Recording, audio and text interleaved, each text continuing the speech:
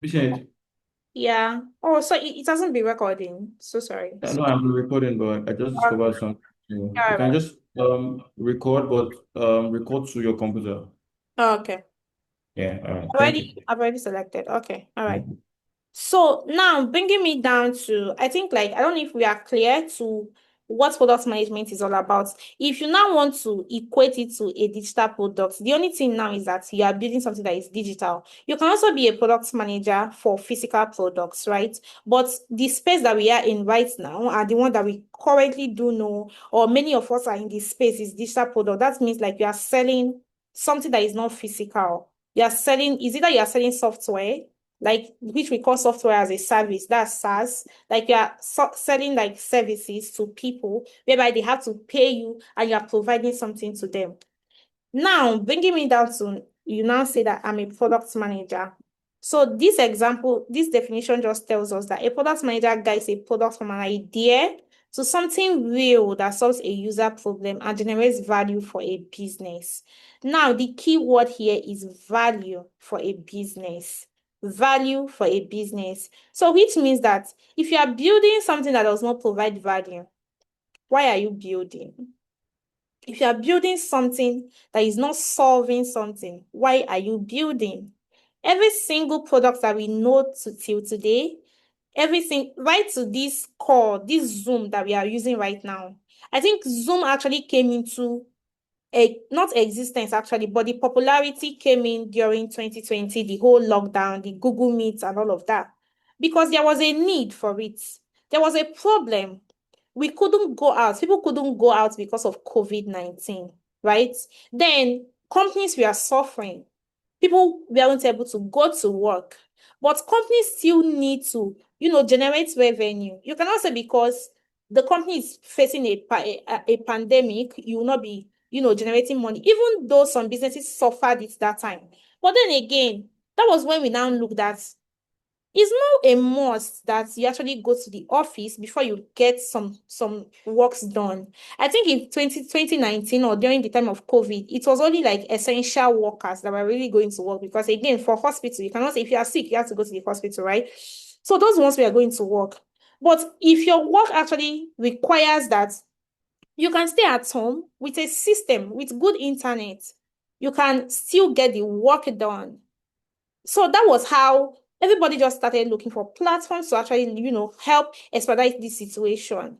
And that was when Zoom now became very, very much popular. It was existing before then. Google Meet was existing before then, but it was only used minutely. But during that time, many companies now discovered that we do not actually even need people to come to the office.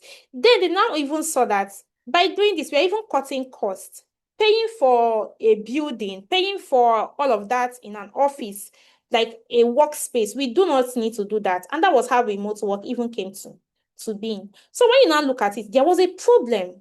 What was that problem? People weren't able to go to work, which was now cutting down on the revenue generated by businesses because of COVID-19. Then people came up, how can we solve this? And that was how Zoom became very rampant. It was existing before then, don't get me wrong, but it was used like in offices for, let's say, oh, this person was not around and this person was not around, just like internally. But before you know it, remote work even became so rampant and, expanded to the point that I can be here in Nigeria, I'm talking to somebody in America, I'm talking to somebody in Canada, and we are getting the work done. Nothing missing, nothing. I'm not looking for something, I'm not doing anything. I'm getting the work done. So they provided a solution to that problem. The product manager of Zoom is said to be the person that saw to the execution of this. It's not a must again that is the product manager that always comes up with an idea.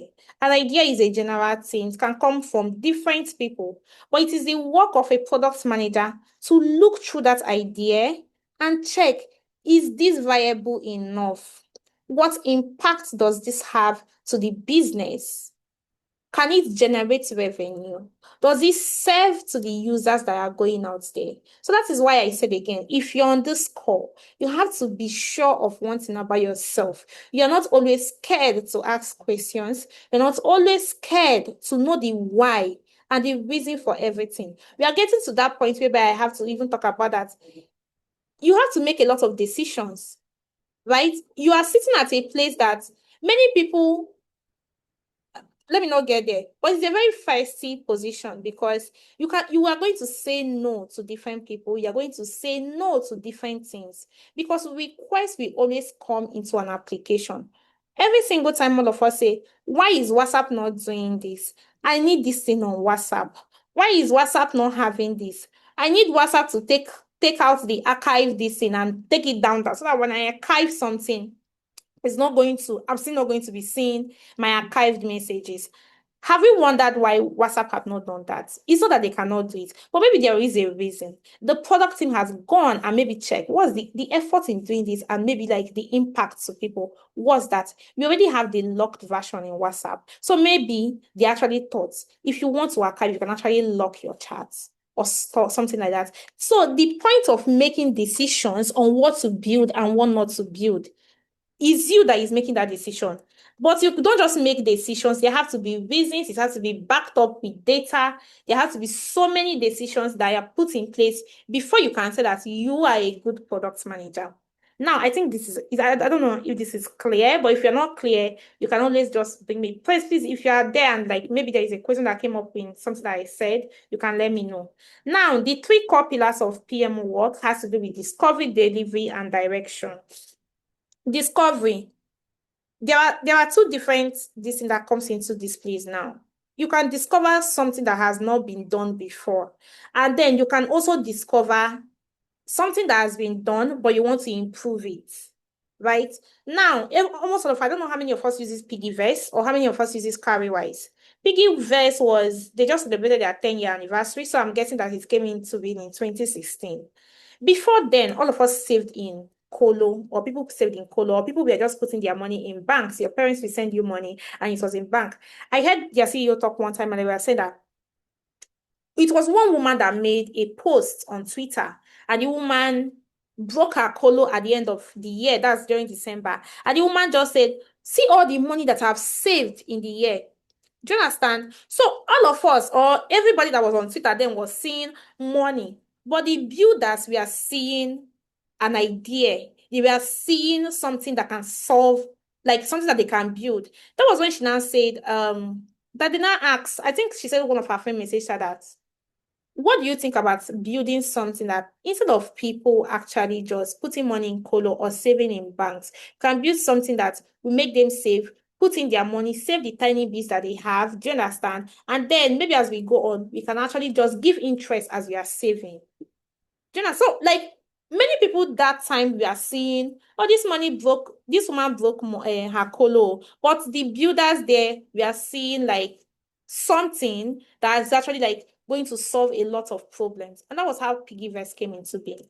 I think Piggyverse came before Carrywise. But then, that's why I said Piggyverse was kind of the first to do it in Nigeria. They discovered what to do. Other platforms that now came after Piggyverse also discovered how to make it better, and they now went to build their own, replicating what we already have in Piggyverse, but introduce other things that can make it better, maybe that doesn't exist in Piggyverse. So that is to say that is it that a product is that's the first thing, that's the first to come. You're the first person to discover this and you're the one building it. Or you are banking on another person's idea that is already existing, but you are seeing ways that it can be better. And that is why you went to build your own, because you want to introduce, do you understand? Like other things that can be better. And when people look at it, they'll be like, oh, this one is better. There are so many people that prefer Carrywise to Piggyverse. They'll be like, I don't want to use Carrywise. Oh, I don't want to use Piggyverse. Their interest rate is not this one. Oh, Carrywise enables you to actually like do to trade, to buy stocks, to do so and so. Maybe Piggyverse does not allow that, because as you constantly build, you have to be looking at your competitors and all of that. So that is the discovery stage. You research users, identify real problems. I'm sure when Piggyverse came into being, they did all these things. They talked to people. And I'm so sure they talked to that woman self that actually like clocked that. They asked her, what are your challenges? How did you come about this money? Because it's when you talk to your users, your potential users, that you'll be able to validate it if like, oh, before then it's still like a hypothesis. You are still assuming that people need this. But when you talk to people that you think need that, you'll be able to know can I sell this or not? Will people buy this thing or not? Don't ever go and build without confirming. Don't do that because you might end up spending a lot of money and then something might sound good in your head or in your listen. Oh, I think people actually need this. But do people really need that? That is why the discovery stage is a stage that you talk to people, you talk to actual users, you make researches, you explore the market, you check what currently exists, and like you just keep asking questions because it's the question that will eventually bring you or to arrive at the solution that you need. Then we now come to delivery. When you have already like say, oh, this problem exists, there is a solution, and I think people can buy it, you start writing your specs. This is the point whereby you also bring in your PM skills. You document every of your findings. One skill about being a PM is documentation. You have to be very, very good with that because it helps you a lot. You have to always make references to things that you have already jotted down. You have to always look through things. Oh, 10 months ago, this thing was like this, but currently, right now, it is no longer like this. You'll be able to compare those two things. What you did 10 months ago, what people think about this 10 months ago, what do they think about it now? Because that is what will actually enable you to say, do we need to improve on this? Because people's mindset about it has already changed, right? So the delivery has to do with you documenting, you reaching out to the people that will build it, right? And then you seeing that that thing is eventually being built. And then direction. The direction part is like setting long-term vision. You're aligning with stakeholders. Stakeholders are key man for every product. They are the people that, make major decisions for every product. If you work in organizations, they can be the CEO, your co-founders, the head of every department, because different departments, you need their decisions, you need their opinions to arrive at the right thing to actually do. And then when it has already launched, that is how like you actually go by it. I think I'm actually going to be flipping okay. I think I'm sharing a tab. I don't know if I'm sharing a tab on my full screen because I wanted to show us I didn't include like the product life cycle inside this, but I'll just speak briefly into it because I've already taken us. This is actually like just encapsulates the whole product life cycle. But for every product that you are building, when it has already built, it's already standing, you are pushing to the markets. It either grows or it doesn't grow. Growing is you have users that are buying it. It is growing the market is embracing your product. People are buying, people are paying for it, people are paying for the services. People love the products. It is not growing. You're not making any money. Is it that is declining? And if you're not making any money, is that you go back to the drawing board to check what is not working, or you close down. There is always room for improvement for every product. Then there are also cases whereby a product can grow and then it declines. Example, how many of us actually know about BlackBerry? BlackBerry is a product, but it's a physical product, right? It grew. I think I was like in secondary school. Secondary school, the time of BlackBerry, almost everybody BlackBerry. I didn't get to use that, but I knew that it was like the iPhone 17 of then. Almost everybody BlackBerry, BlackBerry, BlackBerry. But now there is no BlackBerry. It had its growth stage. It's actually like follow the full step of product discovery, going up and up. They sold a lot. But now you can't find BlackBerry anymore. Why? Because Apple actually saw something that BlackBerry didn't have that doesn't exist. The touch screen. Immediately Apple introduced the touch screen like in your phone and all of that. BlackBerry was still doing the whole touchpad thing. And people, when they tested it, they found out that, oh, this one is so much better than the other one. But BlackBerry, they didn't, meet up to innovation as fast as possible. If you are building, you have to be very, very fast, especially when you already have like competitors. Before they could catch up with the markets, people no longer see them. I think they even did something like after then that they did something, but again, the competitors that they already had then has already taken over the market. So there is always like a space for you can be overthrown as your product in your product. But one thing is certain. If you open Piggyverse today, sorry, I'm using Piggyverse a lot. Maybe that's like the application I always use, and I find it like kind of interesting. But let me also say WhatsApp. You open WhatsApp today, you see that something is being introduced. You open WhatsApp next month, they have introduced something. That's because they are looking for ways to always keep you in their application. They are always looking for ways to make your experience better. They're always looking for ways that will make you stick. Stickiness is very important. Stick to that product. At every point in time that your user loses interest in your product, there is already like a comma in what you are building. And you have to always find ways to retain them, to keep them going in your application. So that is it. Now, I think I've already spoken about this. I use Piggyverse, but this is like carry wise. This is, I'm going to be young Nigerians struggle to save money because their salary disappears before they set any aside. A PM spots this, defines an auto save feature that moves money immediately when salary is credited. Now, I'm sure that when Piggyverse Carrywise was built, they did not introduce the whole, connecting your bank app to their application. But they also maybe must have spoken to users and they found out that people actually have issue with transferring money from their account to their Carrywise account. So why not just allow them to, there is an auto save feature.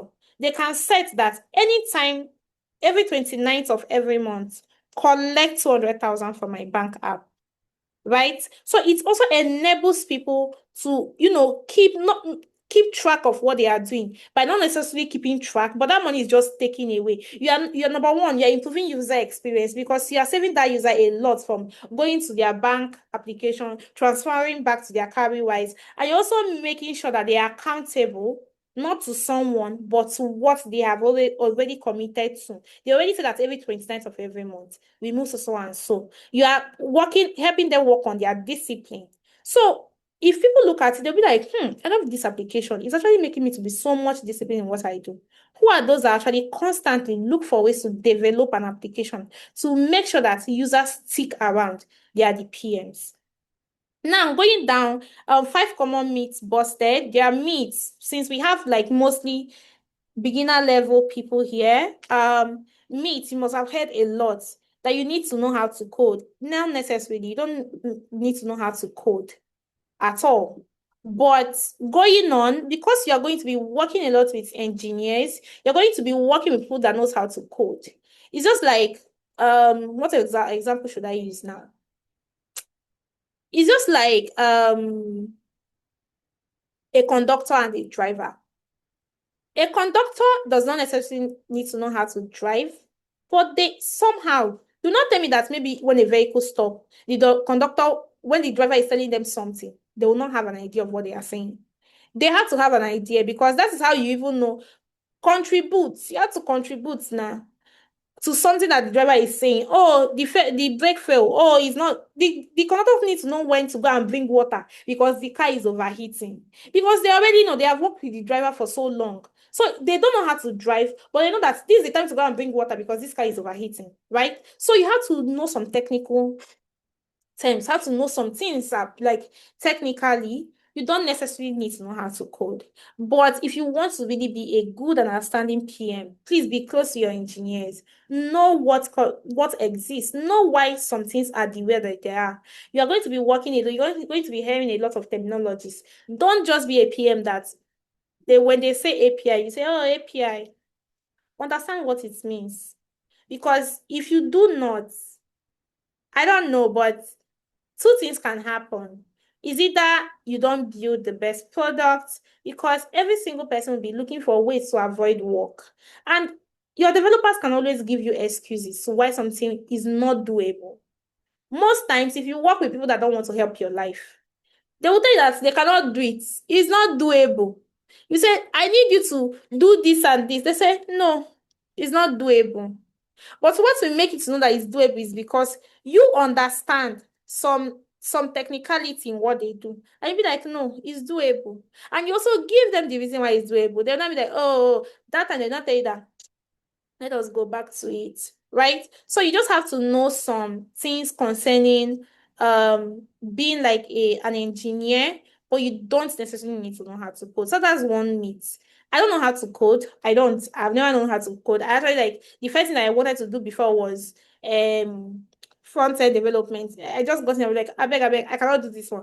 I just left. Do you understand? But then I've worked with different front end developers, and it has been an amazing experience with them. That now PMs are project managers. That's product managers are project managers. No, they are not. So it's not a must. There is a difference between project management and product management. There is somebody here that mentioned that she is, I think she wants to be a project manager. Yes. Oh, that's okay, and it's okay that you're also still on this call. But project management has a lot to do with like timelines, working on sprints, the whole Kanban thing, following up with engineers, making sure that something is being done. But the product manager management out of it, if for you to be a product manager, you're also a project manager. Every product manager is a project manager as well inside. Do you understand? But not every project manager is a product manager because your product management have something to do with also project. Your product management has something to do with project management. Let me say it like that. So for products, you do a lot of ideation. You know a lot about the product. You know a lot about the product. If this product is sneezing today, you know that it is sneezing. You know what is happening and all of that. So those are the difference. Project management has to do with a lot of timeline budgeting. You have to know a lot about pricing. What will it take to build this? What is not going to take to build this? And then what time will it take to eventually arrive at this? But product management have to do a lot with decision, strategy, and all of that. So people say that you need some different certificates to become a product manager. A product manager, no, no, it's not true. I studied food science and technology. I did not study computer science. I did not study anything related to business. But what I'm doing right now has to do a lot with of business decisions. It has to do a lot with working with people that studied computer science, people that know a lot about coding, programming, and all of that. It has to do with a lot of I feel like a product manager, you're like a generalist. Because if you want to be a good one, you have to be like a generalist in your first stage. Maybe when you're already climaxing in your field, you cannot decide to, oh, I want to major on this field, I want to major in the other field. There is no certain, it doesn't have to do with certificates. No, you can be a product manager. So far, you have some needed skills. And then PMs have authority over engineers. Some people will say that, oh, what a PM just do is working with engineers. Number one, you are still going to be getting that even till today. Some people say it's not for you to pursue engineers, but they don't know what actually like comes into it. There are a lot of background work. The first thing that for you to even pursue engineer, you have to know why you are pursuing engineer. You don't just pursue engineers. So you know why you're pursuing them because you already defined something. There is something that you're expecting. So that is it. For this one. So let's say who owns the PM role. So I'm going to be taking us through the hierarchy as being a product manager. Now, for you, this is where you're going to start. This is like the entry level stage, and these people are called like associate product managers. I actually feel like I always just say everybody's a product manager. No, the whole you're entry level product manager, you're an associate product manager. So far, you're doing the work, you're a product manager. But this is like the entry level where you have to just you're putting your first foot on the door. You are getting in. What you do here mostly is still understanding what you're even trying to do, right? For different companies, some companies have different PMs. They have a CPO, they have a senior product manager, they have an entry-level product manager. If you're in this space, working and getting up will be so much easier for you because they are giving you the space to grow. You are looking at this and you are looking at that. But there is in two folds actually. It's giving you room to fail, it's giving you room to grow more. Because one thing is that you might be so conditioned to the phase that you are currently, and you'll be like, oh, it's not my job to do this one. It's the role of a senior product manager to do it. It's not my job yet, so it's the role of the main product manager. They are the ones supposed to be doing this. So, but I think like as a PM, no matter what level you are in, always strive for growth and to know what is happening at every stage. Now, coming up to say product manager, you own one product. When you are still like an associate, most times you don't take ownership. You are still trying to understand how things go. Different companies, they are still taking you through the steps on how things work. They might just give you like a feature, just like a feature to look through, to manage. But when you're not a full-blown product manager, now it's a full-blown like product you are working with. But then again, because I know that some people can quote me and it might be wrong outside. When I say you owning a feature, you can still be like even a senior PM and you're managing a feature. But these are for organizations that, that we call like unicorns. They already big. You will hear somebody come out on Twitter tomorrow to say, I'm the PM in charge of posts. And you'll be like, huh? In charge of posts, okay. So this is the PM just managing the ability of for people to make posts on Twitter. There are people that are managing maybe the bookmark section because Twitter has the wherewithal to actually employ different PMs for this. If you are working for a startup or in a small scale business, you are managing everything. No? Every single thing. So like it's just like that full product from onboarding every single feature, you have to know every single thing happening around it. So that's it. Now, when you now become a senior product manager, you lead multiple products. You can manage about like 3, 4 products can be running at the same time in parallel, and you're managing it because you already have the experience. What you're working with at that point in time is already different things coming from different people. Like from your past experience, you already say, oh, I remember when I worked on this was the approach that we took and all of that. When you're already like a director of products, you are managing different teams, you're already like in your consultant stage, you are making decisions. This is what should work, this is not what should work. When your company wants to expand, you already like experience teaches you to be a better PM actually. And then the highest role as somebody in product is the chief product officer. If you're a chief product officer at this stage, you don't you do the job of a major consultant. So like it's more like it's time for us to innovate this. You have to be like a growth person at this point in time. You are looking for better innovations to improve your product on. Now, going through the day-to-day aspect. Sorry, I'm going to be talking a lot because talking a lot is how you, just like I said, saying product management, I don't think I would say do this and do that, right? Especially now because you're working with something that actually like exists or you're solving something. So is when you already even understand the basics that you can now say, okay, this is what I have to do. Now, this is my day to day, which I use. I start work by 9. And how I start my work. Normally, I check because my company, we have like things that we currently do and we track, you check how your product is doing. How do you check how your product is doing? You can go to the tool that your company uses to track sales, to track everything, and you check how is it going. I'll check on our internal dashboard and I'll check, oh, did we actually make sales yesterday? Didn't we make sales yesterday? How many number of people actually renewed? How many people didn't renew? Check necessary things that actually like, mean things for your product. If you have mixed panel, Mixed learning is an analytic tool. It helps you to know the behavioral relationship that your user have with your product. So let's say yesterday you checked and the number of people, let's say you sell something actually. So and every single day you make sales about at least 10 people come on your platform, right? 10 people come on your platform, make purchase every single day. Then you now come today, you wake up and you check, and you had about just 2 that made it yesterday.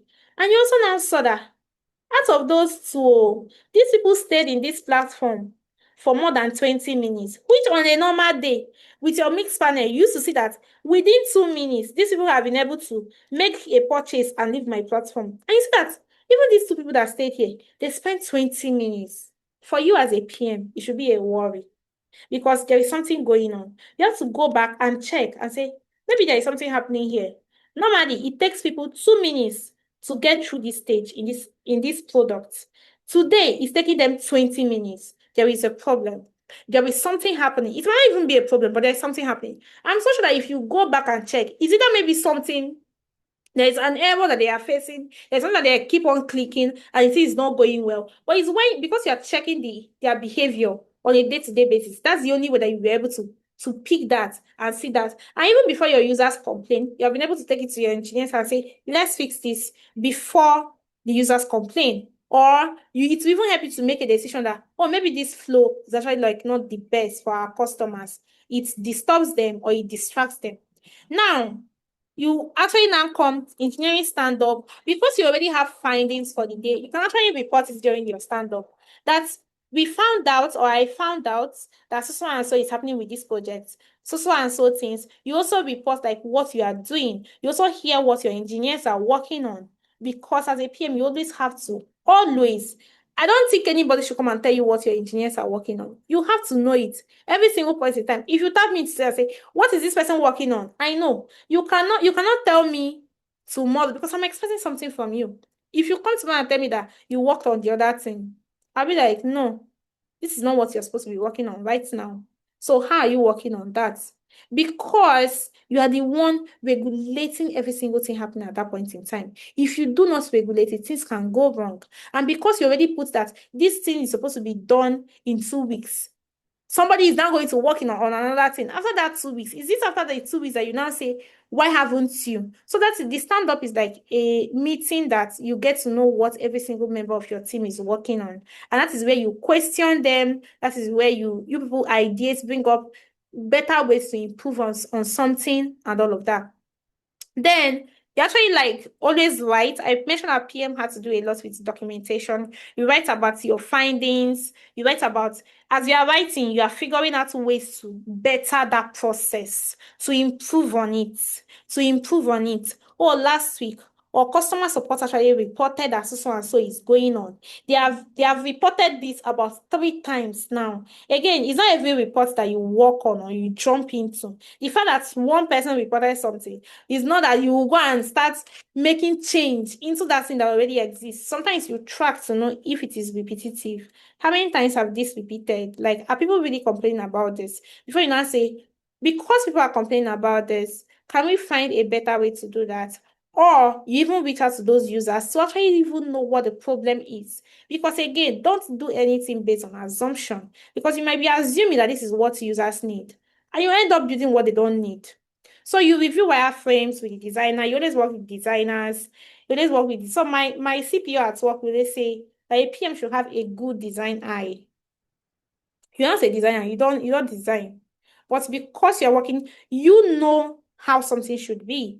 You worked it out, you mapped it out, you wrote how it should go. When a designer presents the flow for you, I think you have like an opinion on I don't think this should be here. This should be here.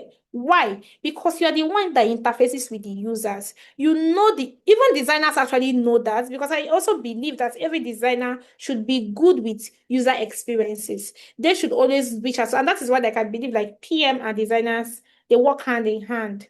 They their work is the most smooth between them because both of them are really concerned about the users. Then you prioritize the backlog. You always have backlog that you actually do things. You write updates people that you work with, update them at every single point in time. So looking at this, you actually see that your work has a lot to do with carrying people along, talking. You talk a lot.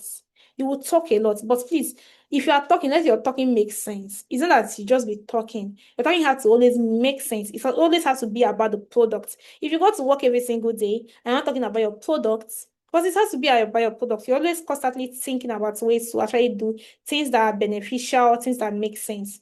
Now, coming into some things that on a day-to-day basis you'll be seeing or you have to be doing as a product manager, strategizing, strategy. So if you ask what is strategy, strategy is actually just what you plan to do and how you plan to do them. That's what strategy means in simple terms. What you plan to do, how you plan to do them. I want users to be able to um I want users to be able to get an OTP when they log in. How are they going to do that? What's your plan on them going to do that? At the end of the month, I want us to be able to generate $1,000 in revenue. Okay, that is what you want. But how do you plan on doing that? So that is just what strategy means. Now, as every PM have to, at the core of it all, have product strategy at their what's this place called? Your first call or something. So is your plan for winning? A good product strategy answers three questions. Where are we going? Which is the vision. Why are we going there? Which is the goal. And how will we get there? Which is the roadmap. Every single decision you are making has to answer these questions. Where are we going? What are you trying to build? Why are you building it? How do you plan on building that at the end of the day? Because without strategy, you are bound to fail. At every single point in time, you map out things. As a PM, is that you know how to always write. I do a lot with pen and paper. Before I document on my system, I write. I write a lot. I write down things because that is how I visualize my work. And in my own little space, I just map things that I need.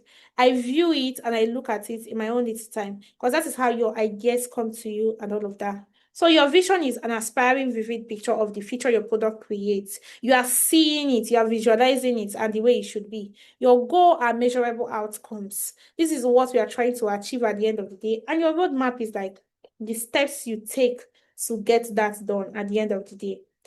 Hi, are we following? Are we? Yes, we are. Oh, okay. Sorry, can I hear more voice? Are we following? I don't know the person that responded, but yeah. If I'm too fast, please let me know.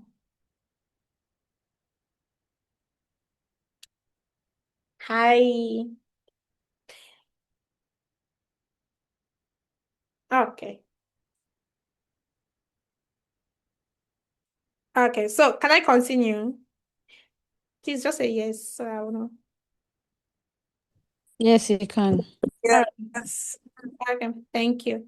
So, taking like our ride hailing app, for example, say Uber, say Bolt, InDrive. Actually, I don't like InDrive because they frustrate me. So, but ride hailing app in Lagos, let's use Uber as an example. So there is something important that you call OKRs. So those are like your objective and key results. Objective, which I already said, is your goal. Actionable, measurable things that you want to do. They are actions, like they are actionable, like outcomes. They are things that you want to achieve. You are defining it. Then your key result is how you know that you're achieving those things. Those are that so people will always say OKR. For every single thing that you are building, you have to have your OKRs outlined. There has to be an objective and there has to be a key result. How do you know that you are achieving that? Now, at the beginning of a quarter, maybe Uber will say, mm, people do not actually trust us that much, to be honest. People don't trust us. I'm not going to use Uber. Let me use InDrive. People don't trust us that much. I think we actually need to increase our trust level, make Lagosians trust our app enough to use it daily. Because maybe some of the complaints that they always get on a day-to-day basis is that you people, we don't trust you guys. You guys are scammers. You guys are weary people and all of that. So this is their objective. But how will they know that people are already trusting their app? That is how they will now set the key results. Increase 7-day user retention from 34% to 55% over the quarter. So in the beginning of the quarter, let's say in January, that's where they define that their goal for this quarter is to make Lagosians trust their application because their trust level has declined over the years. That is their goal. The product team will now define how to know that they already got to this place. So you define your OKRs before you start building, before you do anything, not after. So they're not saying, how we know that we have already gotten to this or achieved our goal is that our user retention currently is at 34%. Again, how you arrive at this 34% is because you have tools that you are tracking all these things. you know that your retention rate is at 34%. So you now say, because our retention rate is at 34%, if we get it to 55% by the end of the quarter, that means that we're already getting here. Now, because you already defined this, your work during that quarter, the product team is now going to think, how are we going to make this increase from 34 to 55? Do we need to build something else? Do we need to introduce a safety feature on the application? By introducing a safety feature, we are telling our users that you can trust us that you are safe when you enter this vehicle. You can trust us that when users are at risk, or maybe when they are scared, they will just say, oh, they will click on something. I think Uber or is it Bolt that has that feature. You will click on it and we'll actually like just come to your rescue, or maybe we'll be able to track your application. For people that their GPS is not enabled, they will say, we'll have like our GPS tracker so that people will be able to, have their locations turned on and all of that. When we do this, we think our users will be able to trust us. So me as a user of this InDrive, because I do not trust them with so many things that they do, because I don't feel like my life is secured with them, I'll not come on that application tomorrow and I'll see that, oh, they already have this and this. You'll see that it will increase my usability. I'll use them today, I'll use them tomorrow, I'll use them next tomorrow, and all of that. So other people doing that is already increasing retention. At the end of the quarter, the product team will now check, oh, were we able to do this and that? That means this their goal for the quarter, they're already reaching it. Now, they define their key results in 3 formats. They say that if we achieve this, another one is reduce ride cancellation rates from 18 down to 8%. They track how often do users cancel their ride when they actually request for a ride. They already saw that right now, on a day-to-day basis, we record at least like 18% cancellation. This does not speak well, because when people cancel, they is saying one thing. They're not going to give you their money because they are not using it anymore. They want to reduce cancellation rates from 18% to 8%. When this thing is already reduced, it's showing you one thing. People trust your application more now. They are using it more now. They are having better experience with it now. So here, because you already defined this, what you're going to do is that, how are we going to make people reduce cancellation on this application? Is either you introduce something that will better their experience, or you also liaise with different teams. Marketing is there, operation team is there, sales team is there. You ask them certain questions. Do our marketing team need to do more work? Do they need to do more? Do our sales team need to put out their foot more on the ground in selling this product out there? What do we need to do better so that our cancellation rate can go from 18% down to 8%? Now, achieve an average app ratings of 4.5 stars on the Play Store. Uber is on Play Store and App Store. If I have a bad experience today on Uber or with Bolt, users, trust me, they're going to run to their listener and rate it to 1. So many of us, when we have bad experience, we rate a driver 1 star and write so many bad things about the driver. For that driver, that thing that you are giving, you are rating his or her, because that car that he's driving is his product inside the Uber app. So you rating him bad is giving him a bad experience. Some of us will not take it furthermore after rating the driver to go and say, because I actually used InDrive to use this driver, let me go and rate them bad on App Store. So you're going to rate them bad. At the end of the day, you now open InDrive. If I'm a user, I'm a first-time user, I want to download this application, and I'm seeing that, they have 2 ratings on App Store. 2 ratings, and it's 40 people or 50 people that rated them. I'll not download. Because I'll be like, if this is just 2 and bad experience, I'll not download. So it's already like giving that application or that product a bad review. That is why so many products, they always ask that, please, if you're using any product, I'm speaking as a product manager now, if you're using any product that interests you, do well to always rate them. Their ratings mean so much to them. It is a way of saying, you guys are doing well, I enjoy my experience with you, and all of that. So what makes a strong vision this one is a weak way of stating your vision. We want to build a great payment app. Okay. You want to build a great payment. Why do you want to build a great payment app? But when you say it like this, that we want to make it as easy for an Aba trader to receive payments from a UK customer as it is to collect cash from someone standing in front of them. Now, you're telling somebody that I want it to be easy for somebody that is in Aba to be able to send or to receive money from somebody that is in Canada or from someone that is in US or something like it is for somebody that to collect cash from me. You're already stating something. You saying it here is like it's very, very vague. When you state it like this, it's already giving that person a clear description of what you're trying to achieve. Please, it's raining here. I hope that you guys can hear me because I'm kind of raising my voice and shouting.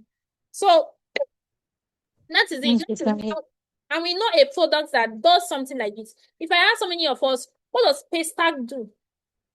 You're not going to say, oh, some people will say it's a payment infrastructure. But deep down, what does Paystack really do? Right? If somebody that works for Paystack come and say, we are a payment gateway, you'll be like, what is payment gateway? When the person breaks what they do down easily, like this, you'll be like, oh, this is what you guys do. So a PM have that vision. It is your role to define your product vision in a way that will also make others to understand. When you are going to meet with other team members to tell them what you are building, it's not supposed to be vague. You're not supposed to say, we are building an experience. So, no, you're not supposed to say something like, we are building a telemedicine feature. What's the telemedicine feature? So you have to say, we are building like a feature that will enable people to conduct like virtual consultation within the application smoothly within 2 minutes or within 3 minutes. So it's not when they now ask you or when you're not demo, you're not breaking it down on how people will be able to do this seamlessly. So that is that about that. And again, I've already spoken about strategy. And in the strategy, we also spoke about vision goals and we spoke about OKRs. So that's your objective and key results. Now, we also have something that we call prioritization in product management. You prioritize a lot. And when I say prioritization really means a lot is that there will always be requests, especially if you are working for an existing product, a product that is already existing. You're a PM of WhatsApp, you work with WhatsApp, there will always be something. There are different requests coming in. Please, I don't want to be, I don't want somebody to, if somebody wants to send me a voice note, I don't just want to receive the voice note. If I can allow me to say, yes, receive, or no, don't receive. I don't want people to be sending me pictures like that. I don't want, like, there's so many requests coming from people, so many complaints, so many everything. But you, as a product manager, you ask yourself, what is the right thing to build at this point? What is the most important thing to build at this point? And your decision does not fall into one thing. You consider money, you consider resources, that's human resources. You consider effort, and you consider value. So those are the different things that you consider. You don't just say, should we go and build this? Okay, because I actually like this, let me go and build it. So no, it is wrong. So that's why you have to, like, prioritization is very important. Now I'm going to take us through the different ways that you can prioritize as a product manager. This one, I'm going to speak about this one first because this is the one that I majorly use. But because sometimes I actually use this one other times because right now I work in an organization that we're already like scaling like a lot. So most times you work with this because you want to see like there is already like a rich impact, confidence, and effort. So prioritization helps you to know what to build at every single point in time. Your CEO can even say there are some requests that currently I have from my CEO or something, but it's not built yet. We have not yet built it. Because again, what helps you to make that decision is prioritization. You can meet them tomorrow and they say, you have not yet given me so and so. But when you look at it, you have to give them reasons. People will say, being a PM, you always say a lot of no's. But you cannot just be saying no, no, no with no reason. So Moscow framework actually help you. It is the must have. This Moscow represents must have, should have, could have, and won't have. That's that's what some people say won't have, some people say would have actually. But I'll just explain it soon. So must have is you've already looked at this and say, oh, this feature, this request, we must have it. So why? Why must you have it? There has to be a reason why you must have it. So you must have it because our users are dropping off. Users are dropping off. Or we must have it because it is the absence is actually making our users to have a bad experience. We must have it because it's already affecting our revenue. We must have it because so on. So it is important.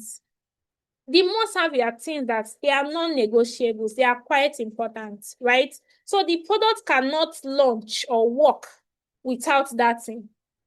If you are building a SaaS product, it's more like saying you have not integrated a pay stack and you want to go. So how do you want to sell? So integrating pay stack is quite important for you because you need the payment. So it is a must-have. That payment feature is a must-have for you. If you are building like a SaaS product that you know that renewals is part of your builds, you have to actually make ability to renew. It's a must-have. Because when people want to come and renew, how do you want them to keep paying? So there are things that are must-have features. There are features that are must-have. There are some features that, whether you have it or not, okay, you can still build. Then you now have the should have. It is important but not critical on day one. It is important. It also adds to your revenue, but it should be there. Do you understand? It should be there. So if you have time, put it in because it also helps like a lot. Then the could have is a nice to have. We could have it, we cannot have it. So these ones are not really this thing. It is not stopping your product from launching.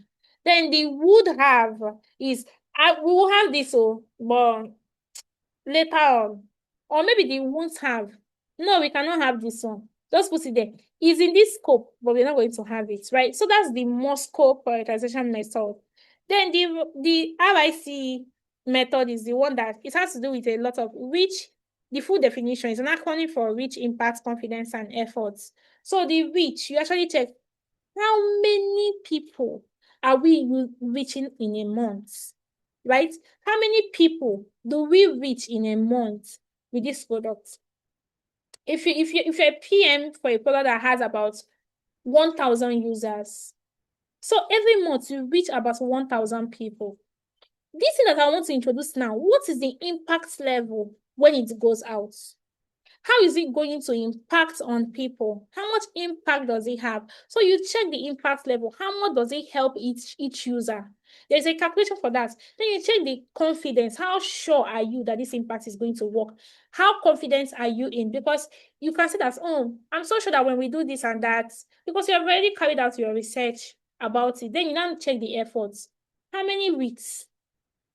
How many days? How many months? Is it something that will take 1 year for us to build? Is it something that will take weeks for us to build? Is it something that is going to take days? It will help you to make a decision. This is how you decide on what to build and what not to build. So, and again, why it also helps you is that there is something that they call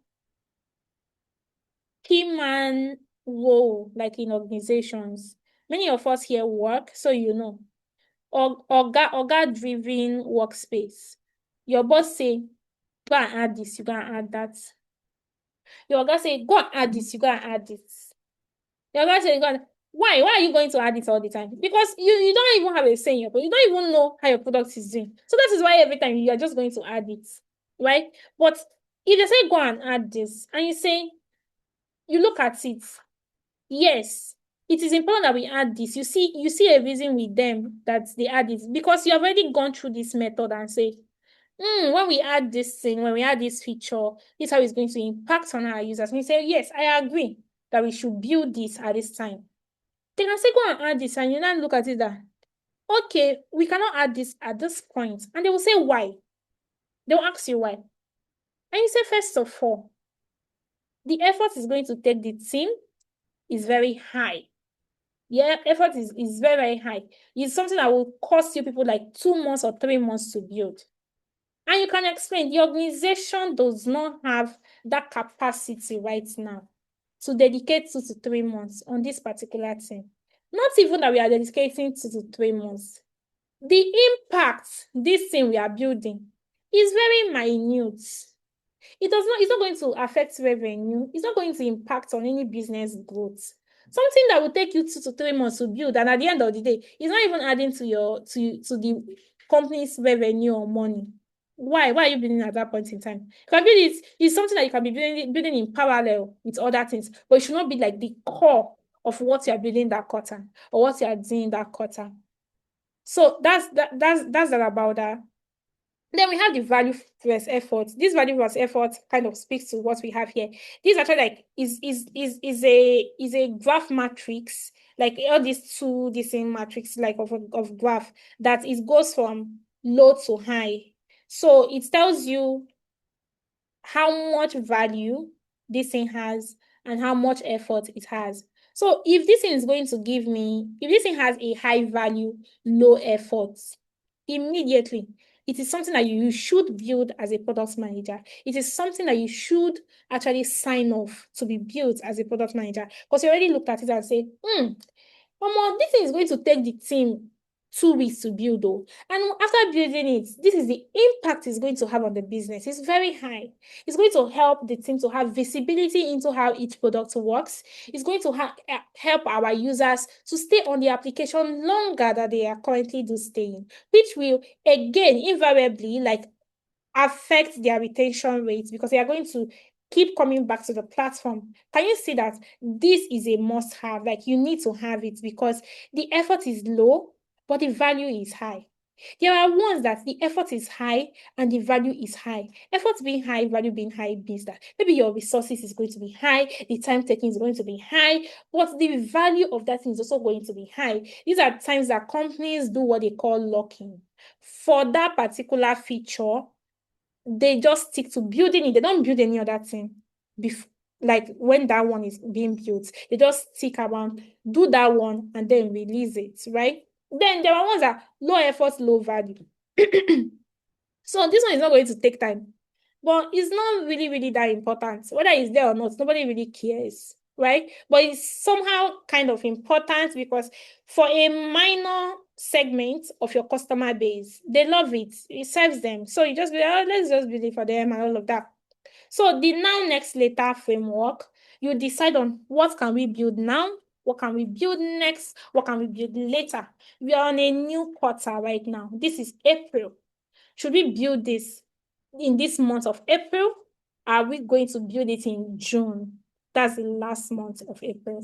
You check and you use different frameworks to make decisions on that. I don't know if you have questions up to this point before I move on. Jesus Christ of Nazareth, I think like I have to round up. Do you have any question right now? This is the end. I have question. I think I have to take like half questions so that we don't have like a lot at the end. If there is any question on the chat box. Hi, Jennifer. So I Hi. was going to ask question concerning the high effort and Okay. I so probably because I'm a beginner, I maybe that's why I'm having this question. So is it that there are certain way you look at things before you can say, oh, if we do this, it's going to give us high effort. Yeah, let me just put it like that. Is it going to give us high effort and low, high value and low effort? Is it that there are certain feature that you already know that will be the outcome, or you just test and see that, oh, if we do this, will it give us what we want? Will it serve our customers? Or how do you just, I don't know if I'm asking the question right, but let me just say, Yes, how do ma'am. you know that this will yield high efforts and takes low value? How will this take high value and yield low effort? Something like that. I don't know. All right. Thanks so much, Wadia. So this is actually like a very important question because to so many people, prioritizing is very difficult for them. And that is why I said that. In prioritizing and making decisions, is not a linear process. It's not something that is just like smooth that you just say, oh, let me just go with it. It's something that you look through different things. How do you decide that something has value? You speak to your customers. You know that this thing is of high value. You have already done your research. You have already, checked. Some people actually can go. There are some features that when you want to build, you actually check the impact level to maybe your competitors, how it serves them. If it is something that is new, it is something that wants to solve a problem in that your product. Maybe people have been complaining over time. Let me use WhatsApp as an example, or should I just go back to Piggyverse? Let me use Piggyverse, or let me use WhatsApp. I'll just use it too. So let's say when WhatsApp had what's it called? When WhatsApp had just there was a time that when you want to change pictures on WhatsApp, it's only via DP. If your friend is celebrating birthday, you go and put the person, you go to your DP. Your DP is like you go to your DP and put happy birthday. You put the person's picture. The person will be on your DP for one day. That is how you actually like celebrate people then. Do you understand?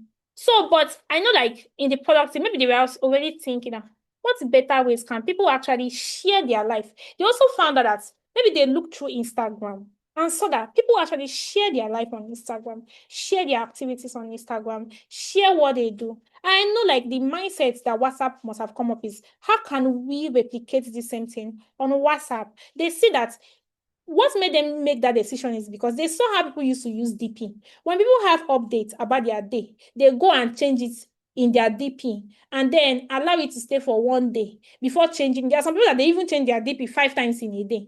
They change. If they wear one clothes, they change it and they do this thing. So in trying to improve user experience, and maybe that time they're already checking that people are rushing more to Instagram to, share those because Instagram started doing stories like I think before WhatsApp, they already checked that people share more of their activities or their actions on there. And maybe when somebody thinks that I'm saying to be changing this thing is already, I don't like it. So maybe they already checked it is affecting their retention on WhatsApp. Again, before you decide on what to build, if it's an existing product, you are checking the effect it has.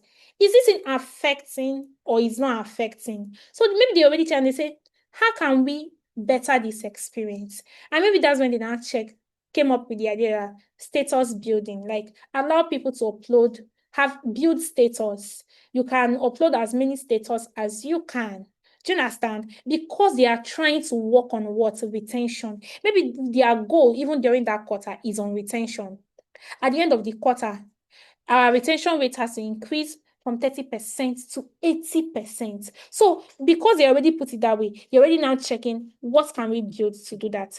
There might be other feature requests coming in, but they will not section it.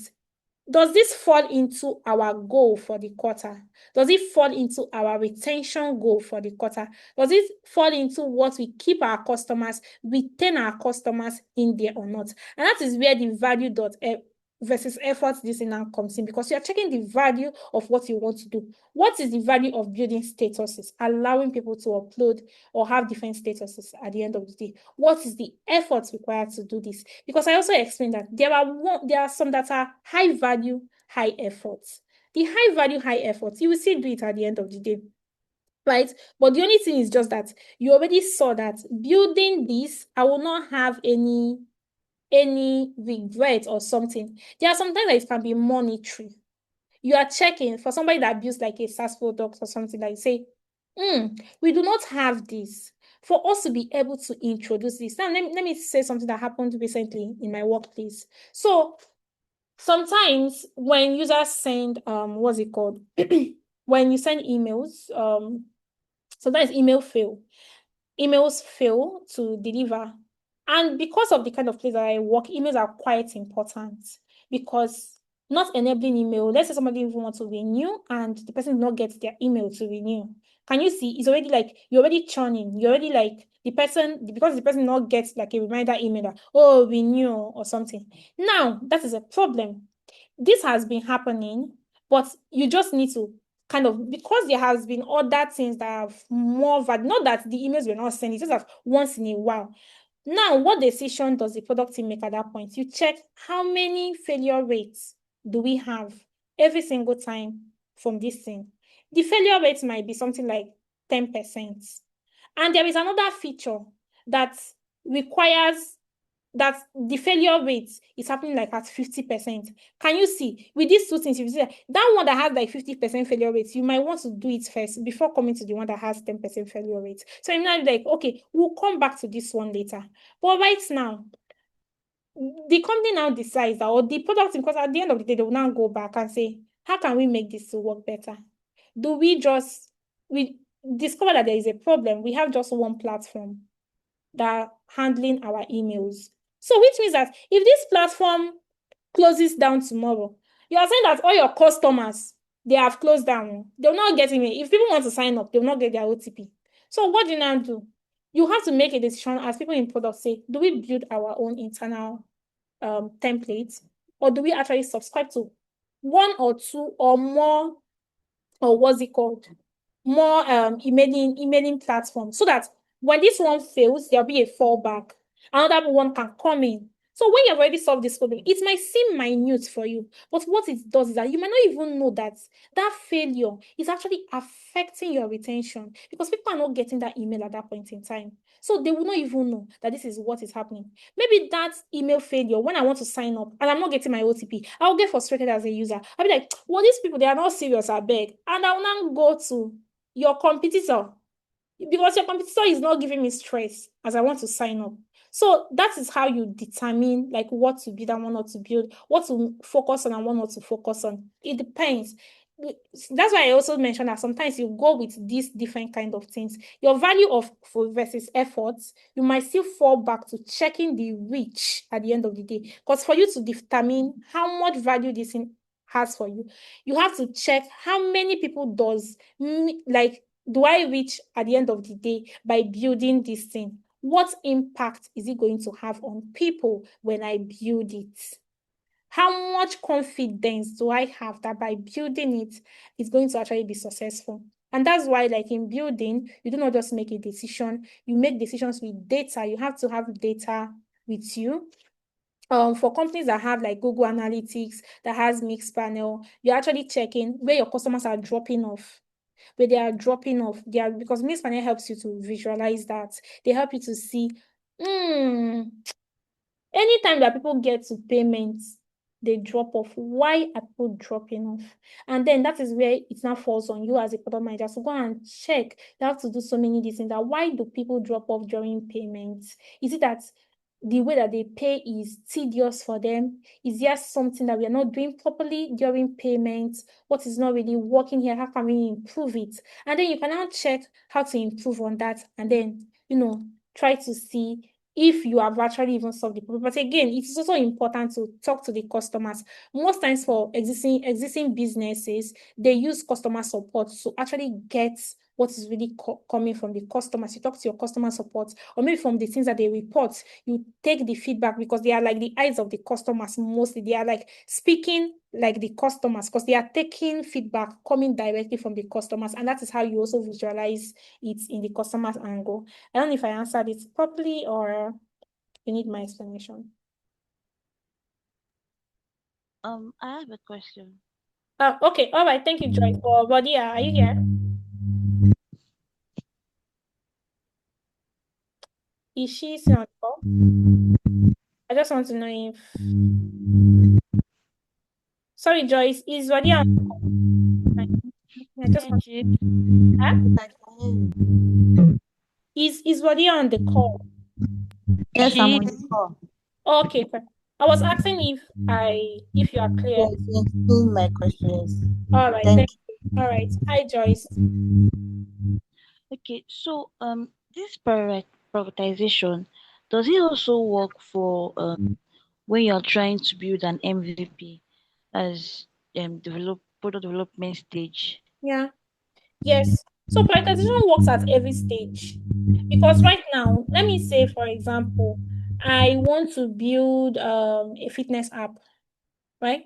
So I now want to build a fitness app. I say, okay, let me say I've looked through and I want to build a fitness app that speaks to only women because I think like I understand the woman anatomy and I understand everything about women. And maybe because I'm also like a fitness person, I go to the gym and there are some complaints that women used to give that are different from the one that used to give. And I say, let me build a fitness app that speaks to this. Let me build a fitness app.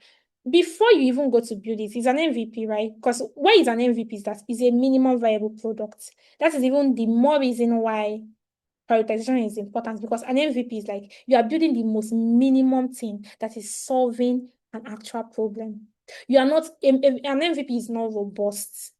You are just building something is you are targeting a problem that you want to solve. It's not when that thing is already existing and you can be saying, oh, let me add this one, let me now add the other one, let me add this one. So you want to build a fitness app that says that allow women, that speaks to women system and the softness of women. That is not because the problem you're trying to solve is that maybe other fitness app, they have rigorous challenges. They just do this one, do that one, 50 minutes, you are still doing this thing. So you now say, I want to be like a fitness app that allow women walk in their own pace while also not missing out on exercises every single day. So they are saying that you're trying to solve a problem because maybe women in your gym centers or wherever that you think that this is a problem worth solving, complaints about the rigorousness and all of that. You now want to like introduce an application that you actually going to introduce different exercises that will suit the woman body. Now, another thing that you're trying to solve is that will make them consistent in the application because all of us know how being consistent with fitness app is. It's not every time you might say, I'm tired today, I beg, I cannot do. I'm tired tomorrow, I beg, I cannot do. So the problem that you're not trying to solve is that will make you to be consistent. So you as a product manager are trying to build an application, you're not thinking, how can do I do certain reminders? Do I do push notifications? But when you want to do this thing, you know that other applications also do these things as well. So you have to find out, how do I really solve the problem of inconsistencies? So when you do this, you are building this particular one. You know, in that application, you can still say, I want them to be able to set their diet, their food, nutrition, this thing. I want to be able to pay people like a Proco doctor or something to come and, launch courses in the application. But that is where prioritization comes in. There are so many things you want to do inside that fitness app, but are they the major things at that point in time? Are they the main thing that you want to solve? There is something that you want to solve at that point. So you can just build the major thing that you want to solve at that point in time.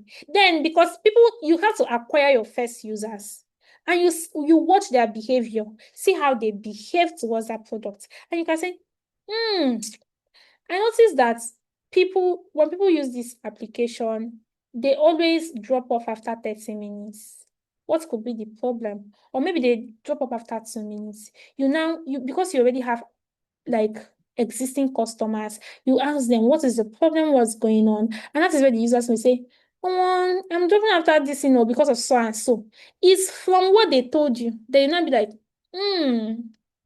I think to be able to retain these people, we need a feature that can do this and can do that, right? So even in an MVP, building like a new product, it is an MVP because you are building with lean resources. You are building with the leanest features but we actually solve like a reasonable problem outside there. Is that clear? Yes, it is. Thank you. All right. Thanks so much. Is there any other question before we move forward? I think, oh God, I beg. It will soon be. So I have to.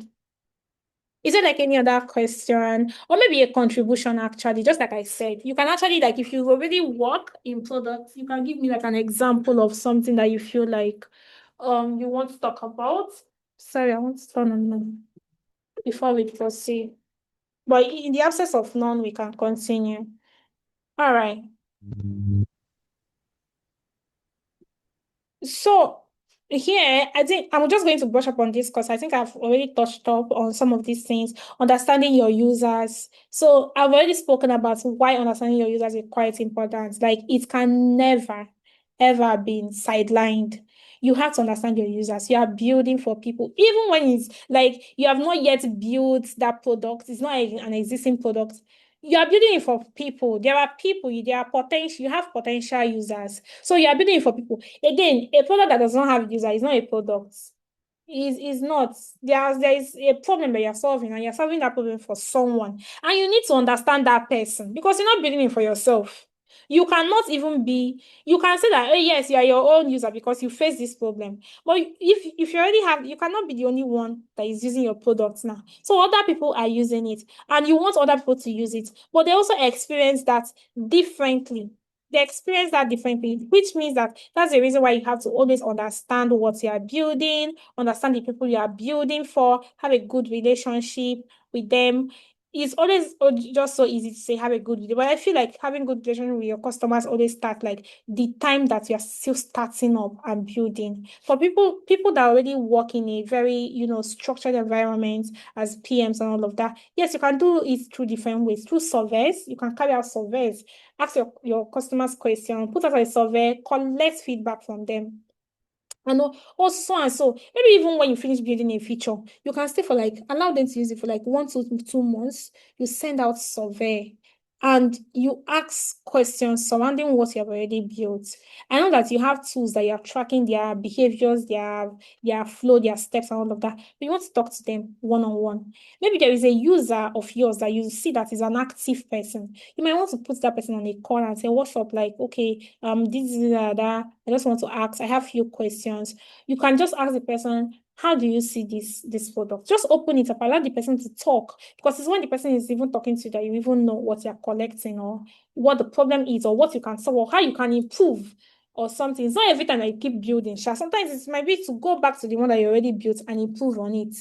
Maybe that is what it is. So, and you can also collect feedback from the people in your team that interact with customers on a day-to-day basis. So you always like know what people, how your users see your product, because it's also actually customer support that always have one-on-one conversation with customers on a day-to-day basis. They are the ones that say, oh, if you have any problem, if you are using any application and you have issue with them, it's a customer support representative that you talk to. It's not their PM that you talk to, it's the customer support. So that's why like it's kind of important to always have this one-on-one relationship with them as well. Their platform, their channels that you people can speak, you can see what they are reporting, and you're taking those feedbacks to make good decisions. And in understanding your users, you have to have the personas of your user. So persona is like giving you a visual character of who your users are, how their behaviors are, how they behave, or something like that. So it's something that is fictional. Especially when you're building like a new product, a product that is not out there in the market, you create like a user persona. So let me say, I use like a fitness app as an example. You are creating a user persona because you say, so who is your user? You want to describe who your user is. That's like your user persona. You want to describe who your actual user is. You're not saying, my user is Joyce. Joyce is fair and tall. You are describing it. You have to, because you have to describe it to visualize it properly. Joyce is fair and tall. Joyce works with an agency in Lagos. She's a marketing representative, a marketing manager. She doesn't always have time. And that is the reason why she needs a fitness app to carry on her activity because she cannot go to the gym, right? So yeah, as you are breaking it down, you see that you are arriving small, small. You are getting to describe the problem. You have already described the problem. You see that Joyce needs like an app that will help her stay consistent with exercise because she cannot always go to the gym. So she needs an application that will always set a reminder for her and all of that. So you said Joyce is maybe 25 years old. You're already describing also your user demographics. By doing this, you have already spoken to different people out there. And maybe the people that you spoke to, you also spoke to a 50-year-old man. And he said, what thing I they use business app to? You spoke to a 45-year-old man. Which business app? So you already know that your customer base is not for people that are 50 years, 60 years. But when you spoke to people that are from 18 years down to 30 years, 40 years, they were like, oh, that's nice. Okay, this is the issue I'm having, all of that. So you discover that people within this age bracket are always busy, but they still want to stay healthy, right? So you define your persona. That's why, like, when people Anna asks you, what's your customer base? You say my customer base is people from the age of 18 to 50. Now, how it's going to help you is you as a PM, maybe tomorrow now, you see that your marketing team released an email that is saying, as an, what do they call people that are 70 years? Is it octogenarian? What they call it? Septum? I don't know. But you don't see that your marketing team released that dieting for an is octogenarian, that's people from 80 years. And when you see it, you be like, are you kidding me? You'll be able to go to them and say, please, our customer segment does not handle people from this. So why are you sending it to them? Because your user will read it and say, I am seeing my 25 years. They want to see meals for that age bracket, not against like your own age bracket. When you're carrying out, when if your user base is like the Gen Z people or people in their millennials, your tone of marketing will change as well. Maybe in your page, people will be saying that, oh, these people cruise a lot. But because you know that what retains your customers, Gen Z people like things that are creative as much as possible. But if your customer base speaks to people that are like 70, 80 years, the applications that is people that are old that uses them. You cannot be saying clock it in your marketing this thing. They'll be like, what's doing this one? So you have to go straight to the point. You have to device, like come up with marketing strategies that suit that user segment. So that's why like segmenting your user or defining your customers is quite important. Now for this like target saving app, this one is a fintech saving app. This person defined their persona and say, go save for her wedding and build a 6-month emergency fund. Pain points, always spend saving before month end. So this is this person's problem. They always spend their saving before month end. So, but they want to save for their wedding and build a 6-month emergency fund. So this is their behavior. They use their phone for everything, but get frustrated by apps with too many steps. Because you ask questions, you're able to, define your user segment. Now, from this thing now, what does this person need?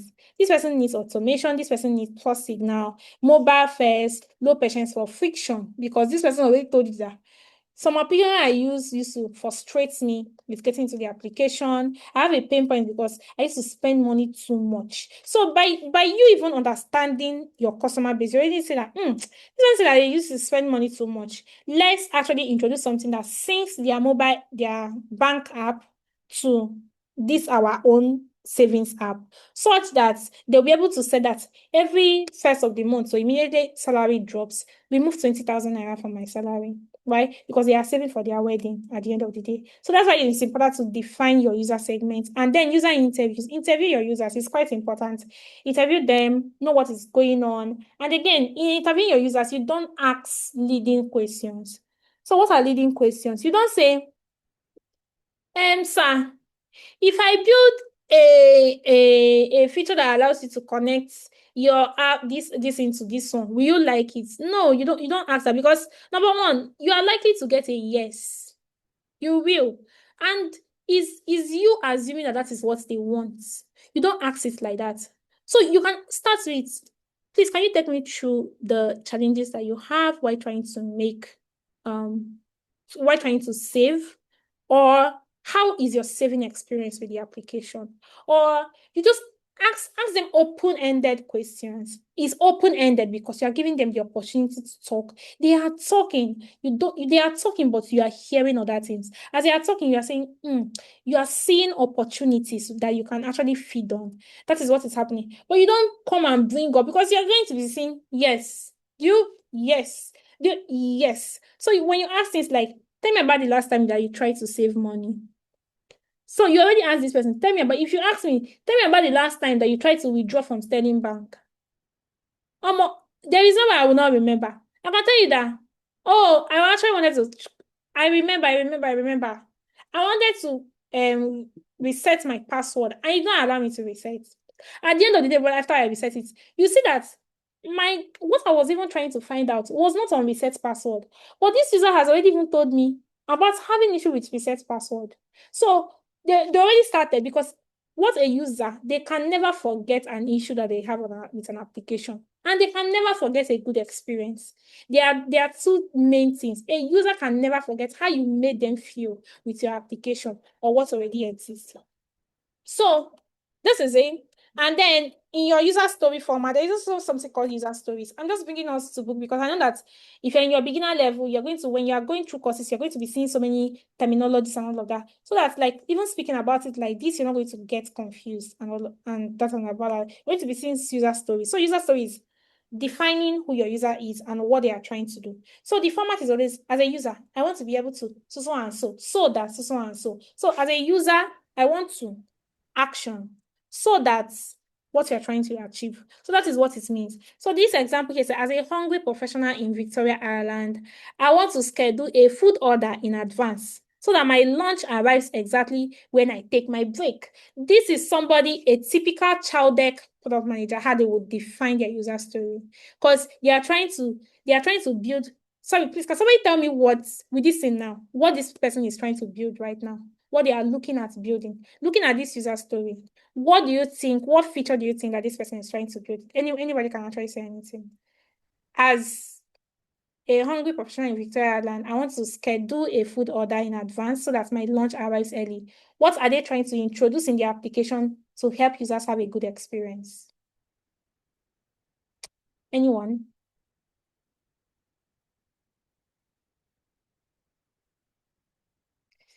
Uh, So from the user point of view, I would say it's trying to save time because it said so that his lunch arrives exactly when he takes his break. yeah, like, okay, yes, thank you. Save time by building what? Like, what are they trying to introduce? What feature are they trying to introduce to help save time? Another food order platform. Okay. All right. Thank you. Thank you, Joyce. So you can see the major this thing here. I mentioned that you say, as a user, I want to. This is the action. As a product manager, this is where you are looking at. You look at this first. What is this person trying to achieve? And then you now look at the goal. And when I look at this, what I'm seeing is that they are trying to introduce a schedule, allowing users to schedule their meal. They are trying to schedule their meal. I don't know if Child Deck has a schedule feature on the application. I don't know how many of us use it, but I know that 500 Child has it. So I can even schedule a meal delivery the next day. Because I've used 500 Chow and I've used their schedule feature. So when you look at it, maybe Chowdeck does not have it or Glovo does not have it. You book in real time. But there are some of us that we forget to eat. I forget to eat sometimes.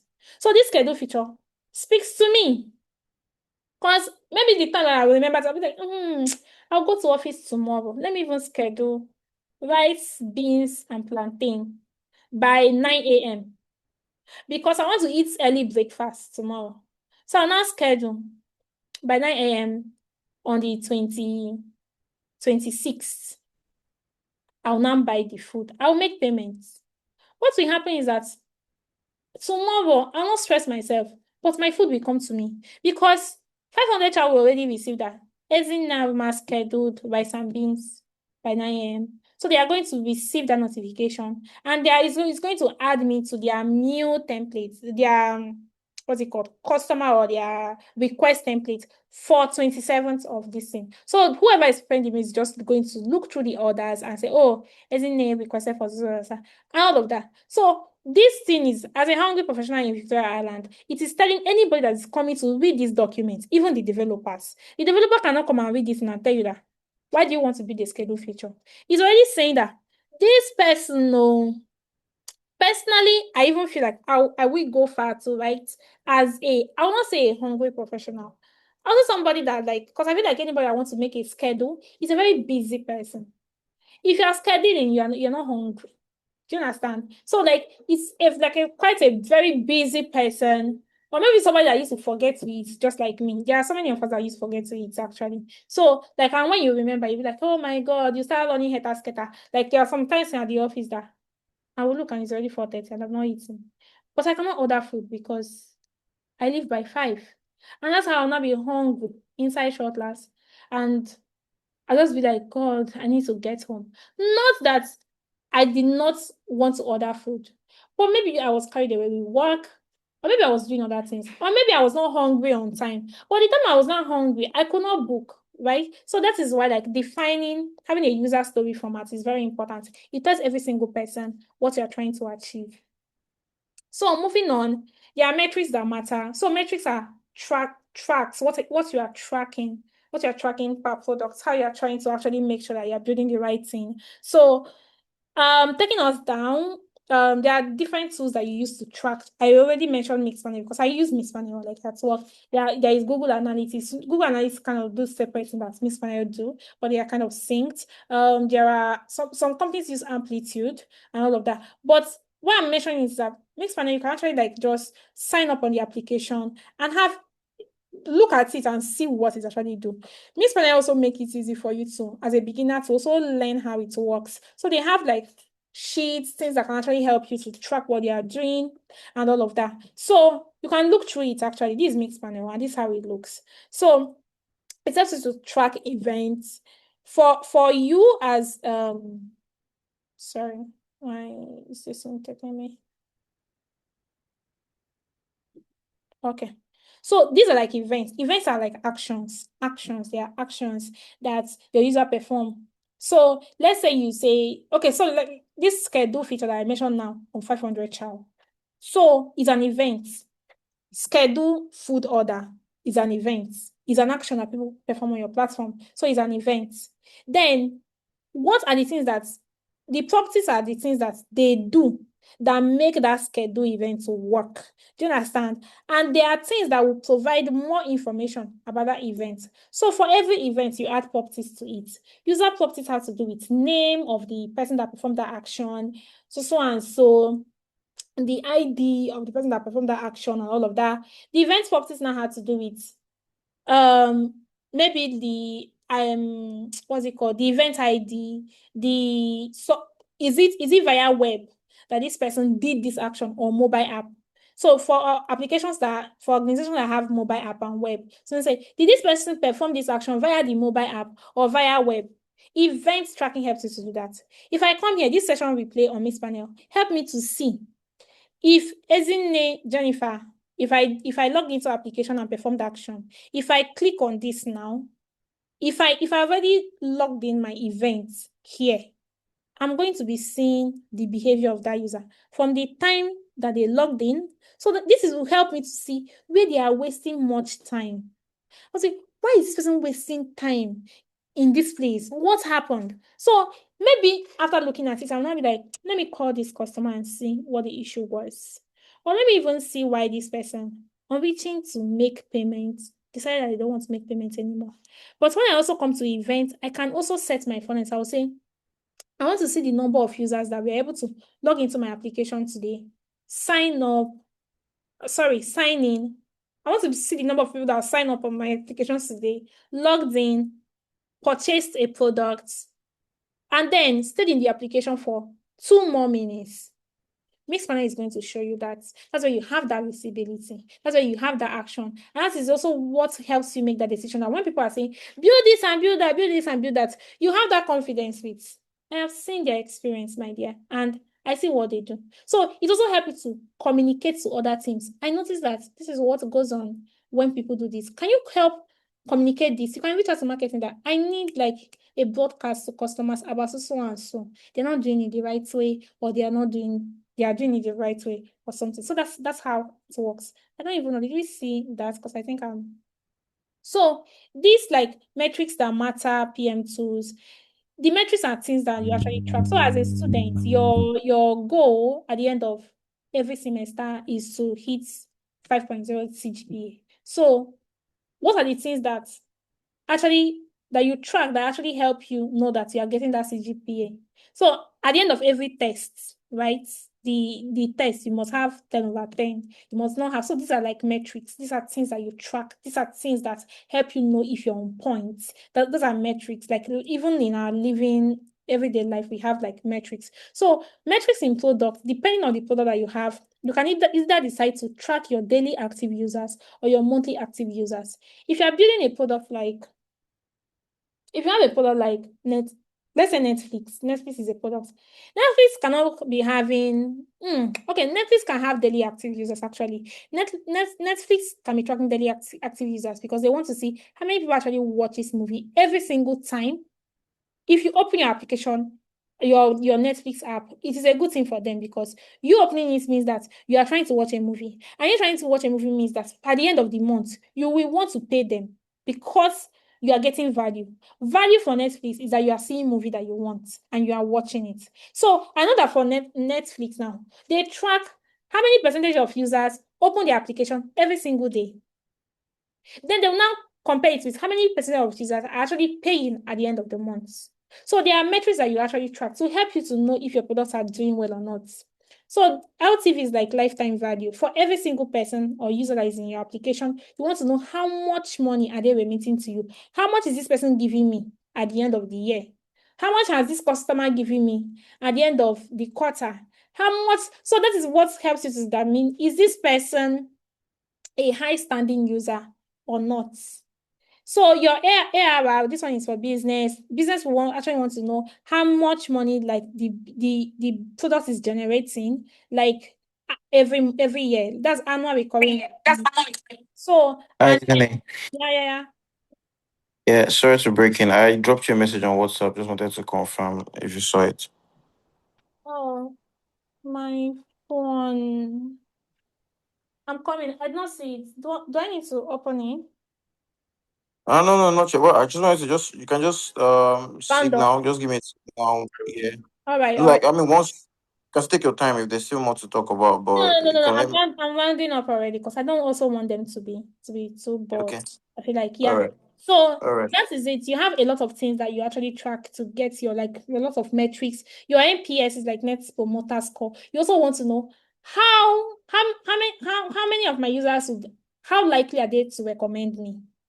How likely are they to recommend my product? That's why like when you use some applications, you see that they say how are you going to recommend this to another person? You're not just getting that information. The product team needs that information because they will want to know if they get a lot of no, they'll be like, hey, well, are we doing something wrong? What's happening? So your CSAT is your customer satisfaction score. So this is the ratings. So I know like if you use child deck, you see like when you finish something, they will ask you that rate your experience. When you rate it, if they get a lot of, maybe for the week, they are saying that they got a lot of 2, they'll be like, why are we getting 2? So you're not just building. What I'm trying to say is that you're not just building, you are building with intentionality, you are building with tracking. Maybe at the early stage of your product build, you might not really, I think you're actually supposed to start tracking at the early stage because it helps you. But some organizations do not, they just build and then when they have already shipped that feature, they'll now start tracking and collecting information because they have something that they have to constantly maintain and all of that. So using an example, there's something that we call North Star metric. That's the peak of your metric. The peak,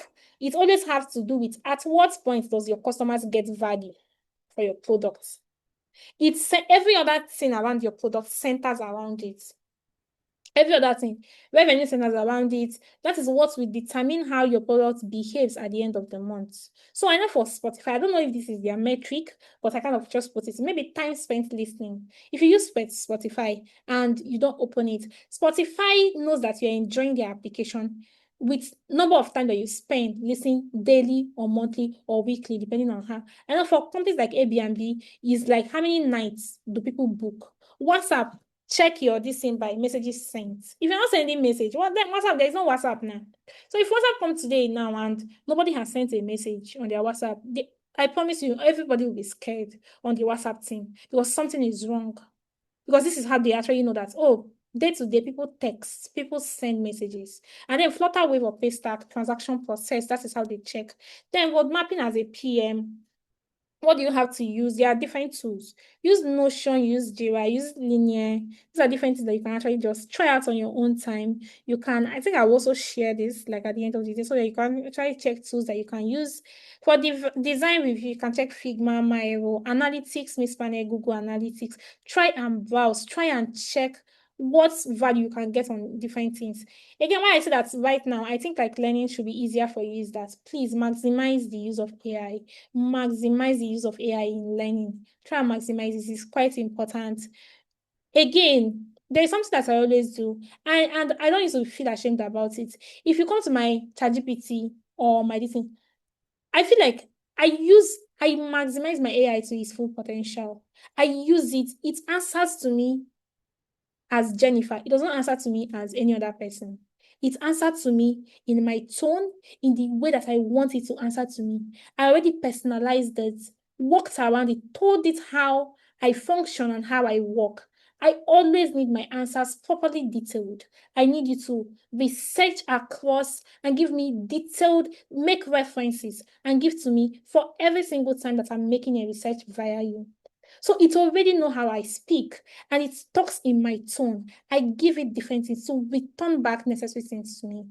I tell it if this is the first time I'm researching about something, explain to me like a 5-year-old.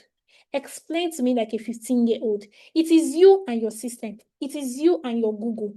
Allow it to break things down properly for you. Use it and maximize it. It is only when something has been explained to you properly that you understand it. Forget all this English, and all of this that is going on.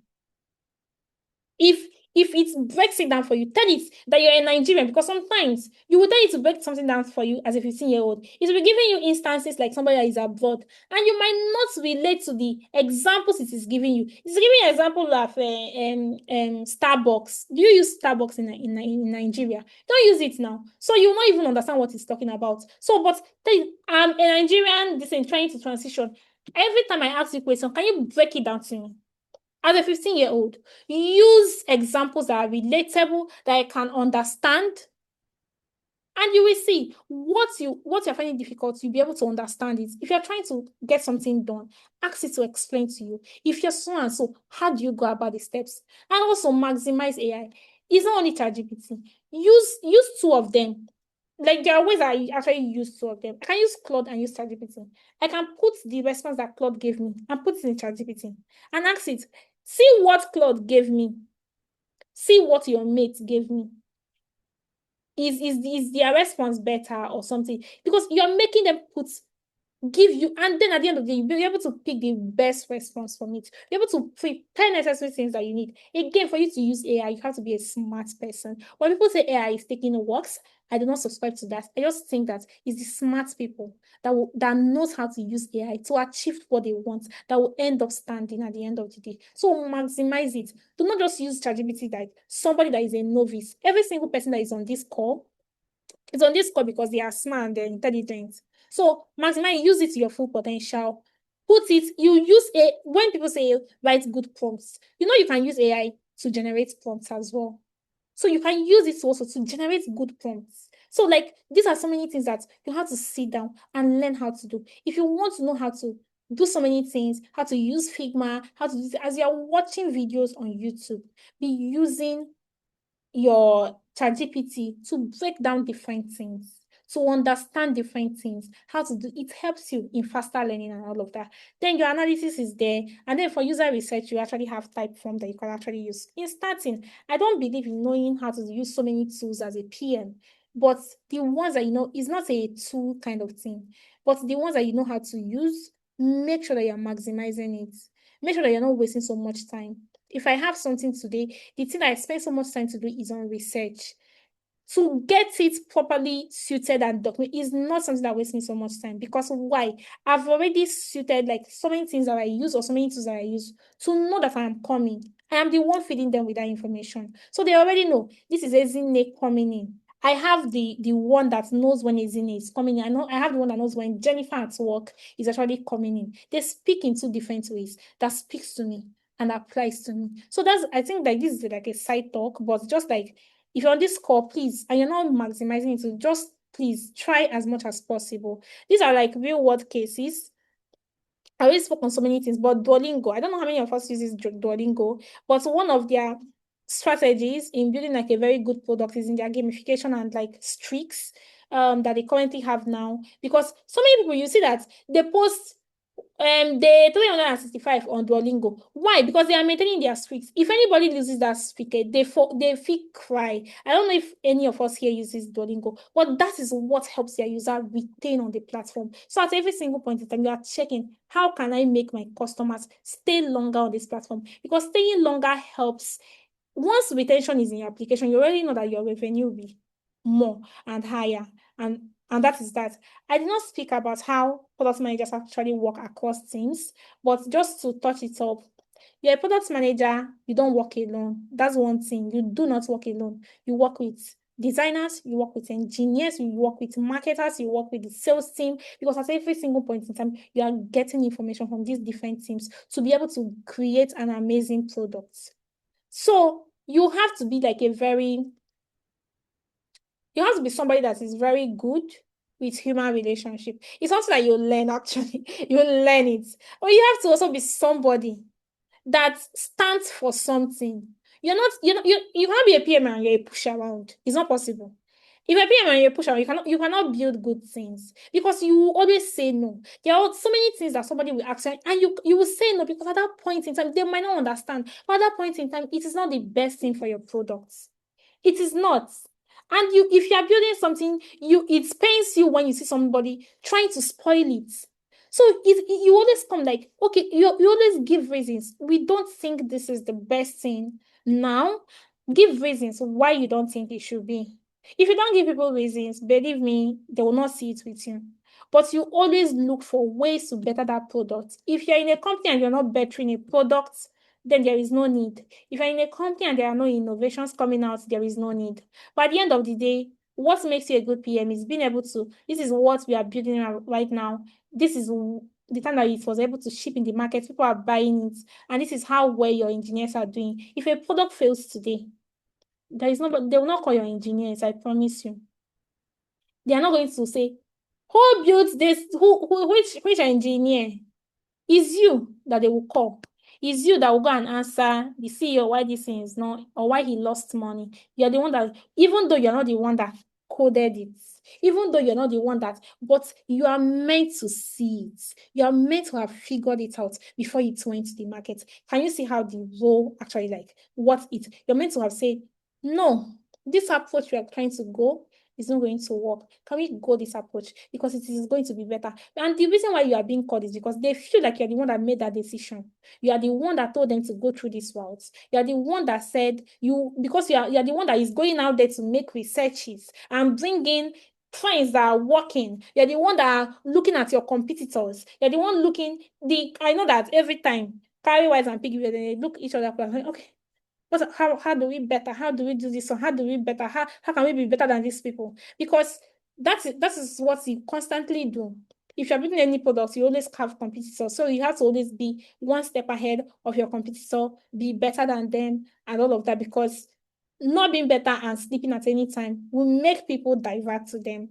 So that is that about that. And this one, like real world cases. I also have OPay distribution as a product. You might want to read through it and see how why OPay is actually really doing well on the market. Not that just solving a problem. Before, when you want to make a transaction, you can send somebody money and you are staying for 10 minutes, 20 minutes, and they say they have not received it, or alert, I've not received it, and all of that. But what did OPay do? They just measured on distribution as products. They made sure distribution. I don't think if you enter the remotest village today, OPay is there. Money Point is there. So they did expansion, they did distribution, they made sure that no matter what, the internet does not even disturb your transaction. It is going to be seamless, immediately transaction, and that's why they just built the fintech part of it that is going to solve that problem. Now, if you go to OPay, their UI is not necessarily the best, but their functionality is super. Like it is very, very, good and all of that. So you do almost everything in OPay. But OPay did not start by having bill payments and all of that. What they measured in initially is that how can we expand? How can we make sure that immediately people are making a transaction, they are getting it immediately? We are solving that problem, because the problem they are trying to solve is that when transactions are being made, people don't have to stay for 5 minutes, 10 minutes before carrying on with the activity. And immediately people saw that this is working. Immediately, if you enter any ride hailing app today, almost everybody, Opay. If you want to say Opay, Opay. Why? Because there is a working system. People will always come to something that is working. That is one thing. People will always, if something is working, they will always come there. Then it's when Opay has already made sure that they already built that one properly. They now say, okay, if people just make payments, we just leave. We want people to always come. There should be a reason, something that brings them back into this application. That is not just transaction. And that is when they then say, what do people normally do with money? You pay rent, you pay monthly bills, you pay utilities, and all of that. And that's why they had to start introducing it as well. And that's why, like, you can pay, I pay my bills, my NEPA bills, and all of that with Opay, or like other fintech platforms that already have it right now. Because you just think you don't need to go and be downloading EEDC, be what they call Ikeja, something. You do every single thing inside this platform. And that is why they solved like a lot of problems, and people adopted it and are using it. This one is for Paystack. If you talk to any developer today and say Flutterwave or Paystack, most developers will actually say Paystack, because the API documentation is very, very, like, it makes everything so seamless for them. And number one, other like part of Paystack users are the developers, because they work with integration. They are the ones that are going to do the integration and all of that. So they have to even start before users even start using it and all of that. So like they solve that problem first of all before solving the whole payment issue, being like an infrastructure that other businesses can plug in and like have a seamless payment. And that's that about that. So if you come here, you're going to see your 90-day action plan as somebody that is a beginner product manager. How do you want to grow? First of all, I said for the first 30 days, try to read like maybe this module that I already have. Follow PM, start like a PM journal, do something, sign for. These are the people that you can sign up on their newsletter. This learning newsletter, it comes to me like almost every day. I gain a lot from it. Sign up for learning newsletter, create your first user persona. So there are so many applications. Just try and look out for them and say, what can I build? That's why I say that doing PM right now can be a little bit maybe easier for you. People that are on this call, people can just team up together and say, let us be a set of builders. You might maybe before you will say, I need a designer, I need a developer or something like that. But now, please, if you have a designer, good and fine for you, 100%, please let them in. But if you have something that you think that you need to solve right now, because that's how you are going to build your portfolio, please utilize some AI tools. State your problem, do your documentation. Sit down, start writing your personas, your user problems. This is the problem, this is the solution I'm trying to create, this is so and so, and all of that. Create how you want, create different features that you want it to have, and all of that. And then check. You can even do like a little bit survey on your WhatsApp. Ask people about that. I want to solve this and all of that. When you've already done it, you can use Lovable, you can use both.new, you can use that's applications that build. You can hit it with a very nice prompt. I need it to build so and so for me. That's how you start learning.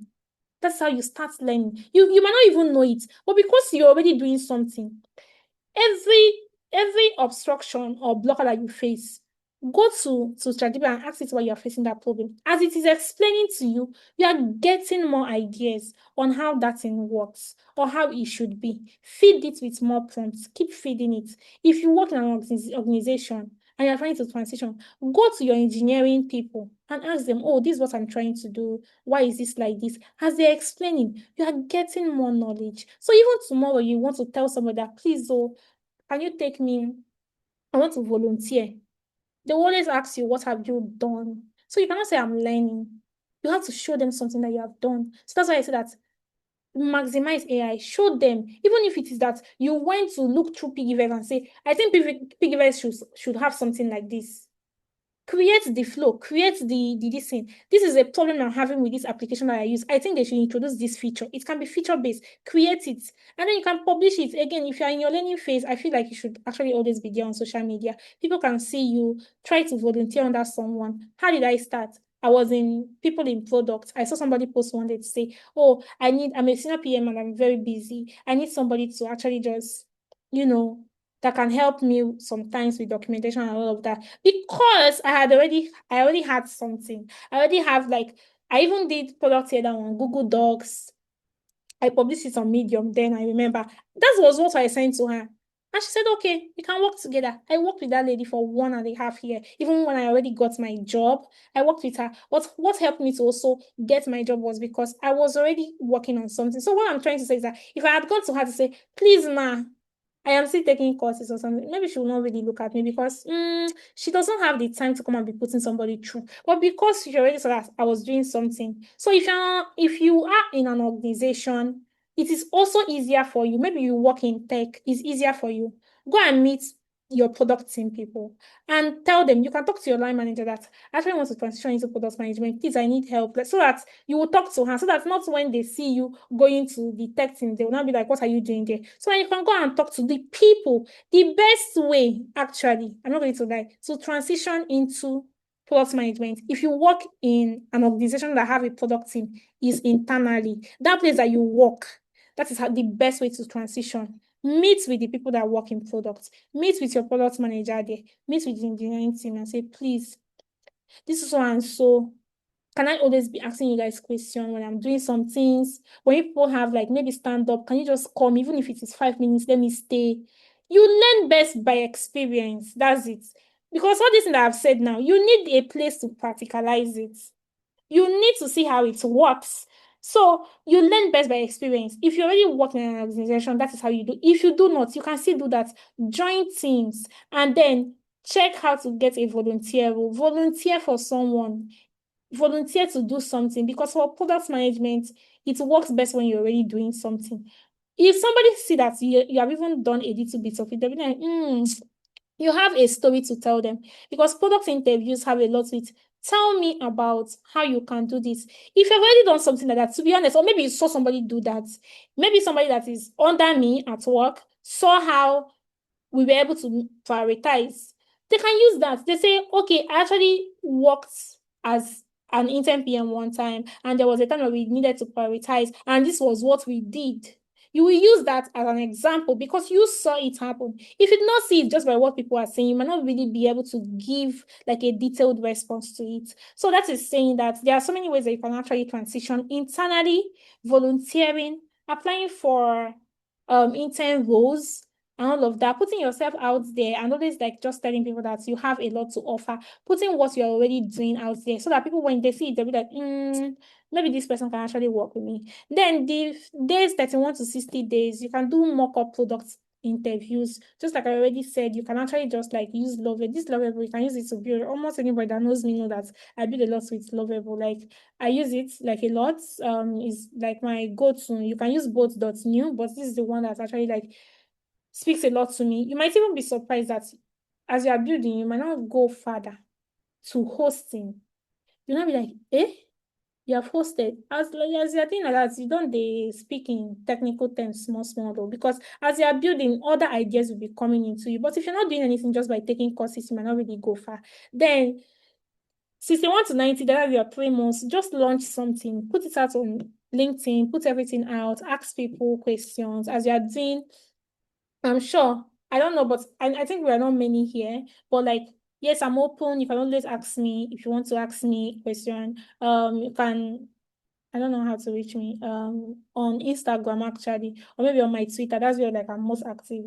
So I just maybe on Twitter or Instagram if you are doing something, and we can always walk it through because we are not many actually. So I can take up that one. Sorry, isn't it? Do you want to drop your handle, maybe your LinkedIn handle or your Instagram handle, so that Oh, okay. Please, they my can follow? thing is just amazing. Jennifer is simple there. Um,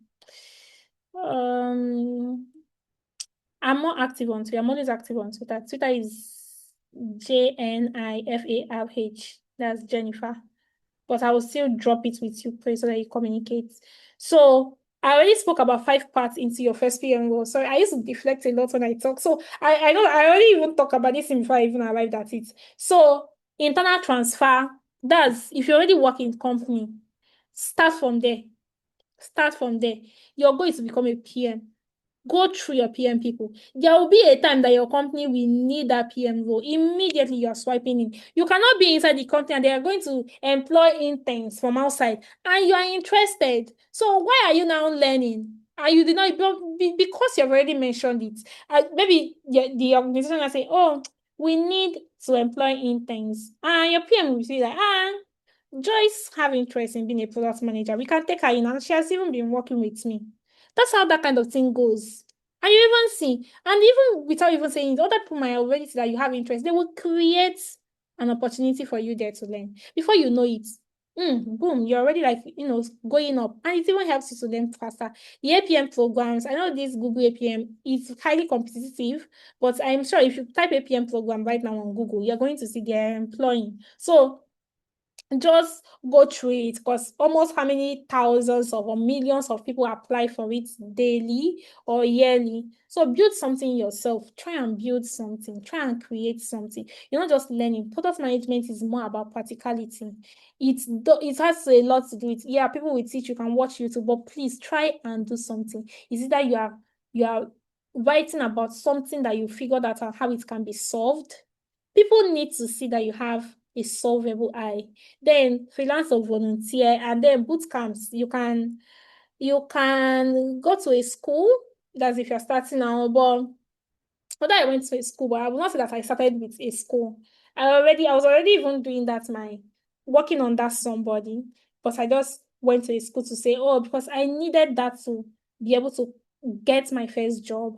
I said that would be like a very good penetrating this thing for me because the school I went to was like kind of a big school that if you do well, and because like I was already like doing some little product management then passing the exam was not difficult for me. So I did extremely well and I had to they had to actually like get me an interview with an organization and that was how it went. So but just know where you are right now, be able to sit down and define your capacity.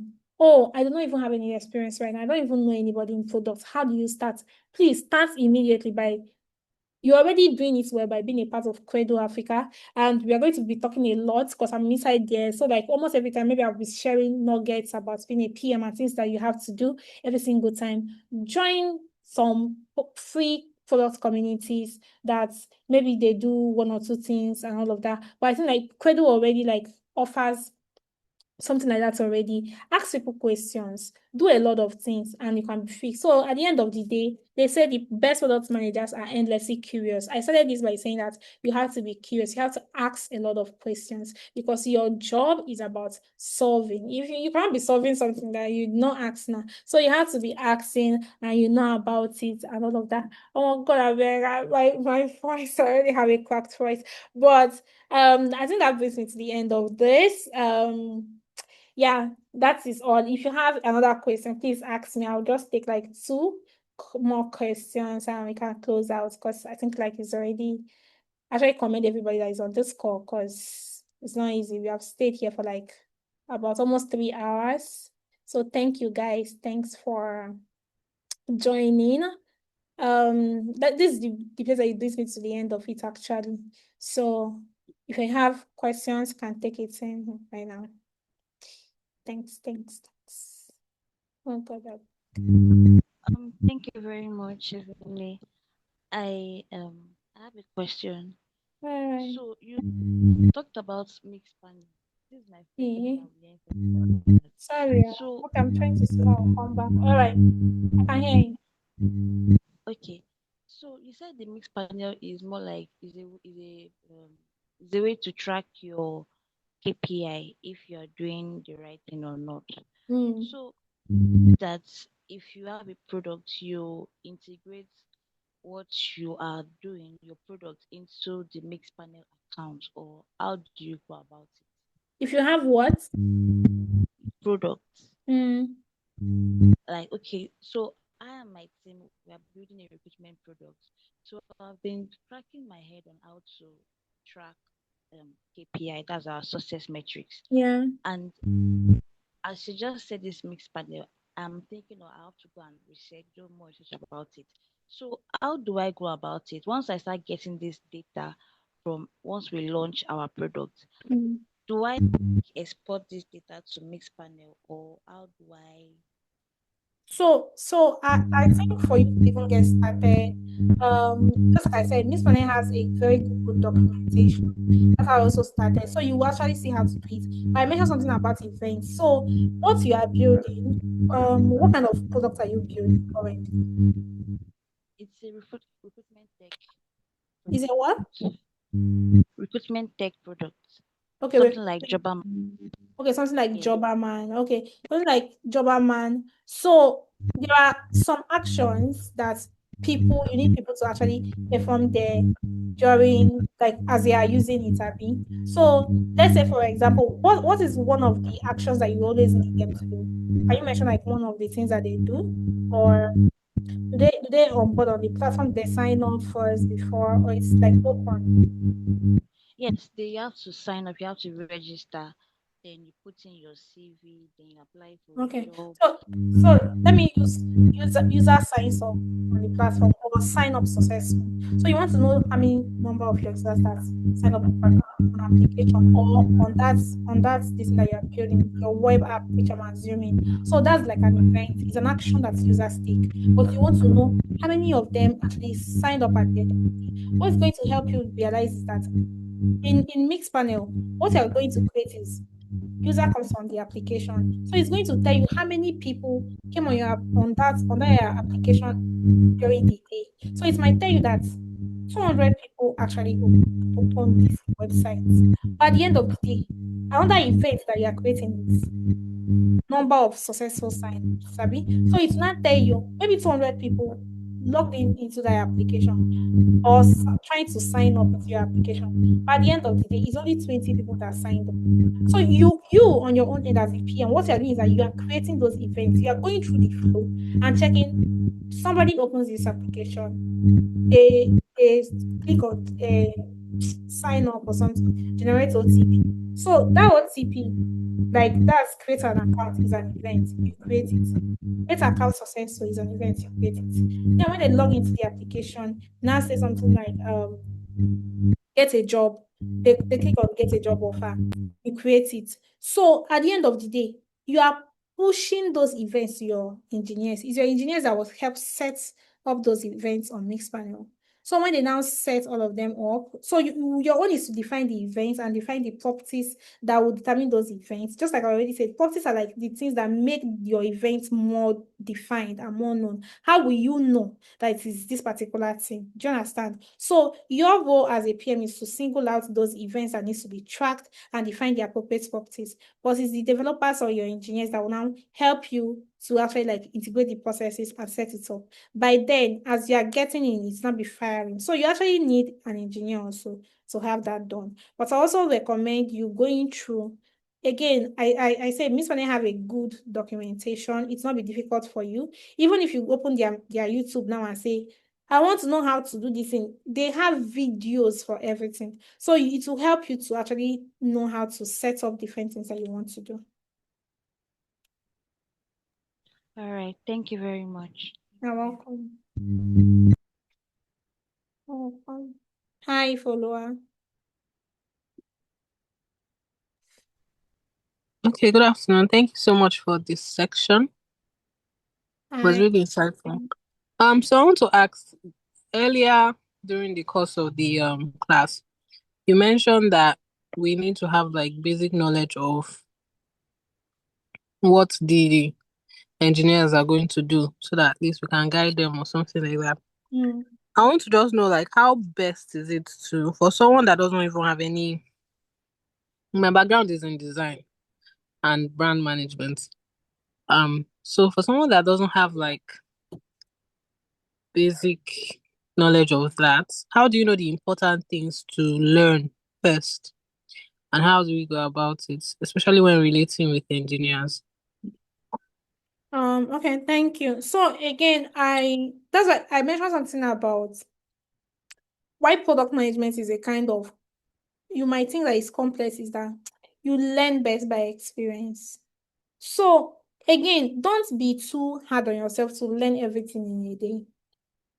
If you work with engineers on a particular feature or on a particular task, there will always be something to take note from that thing.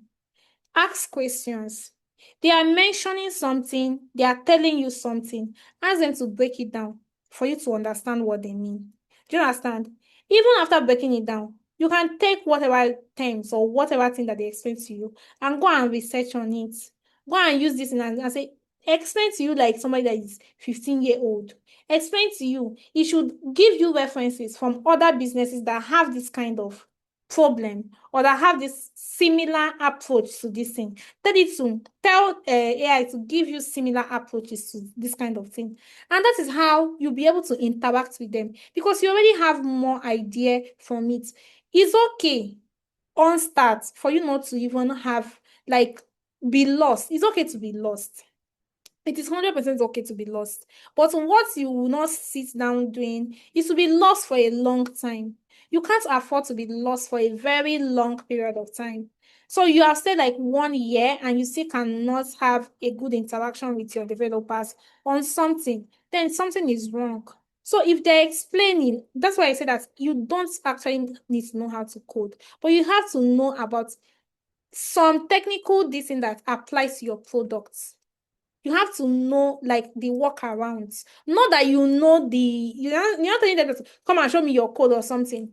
But you know the workarounds. Again, because actually at the end of the day, what helps a product manager is you having like a product eye.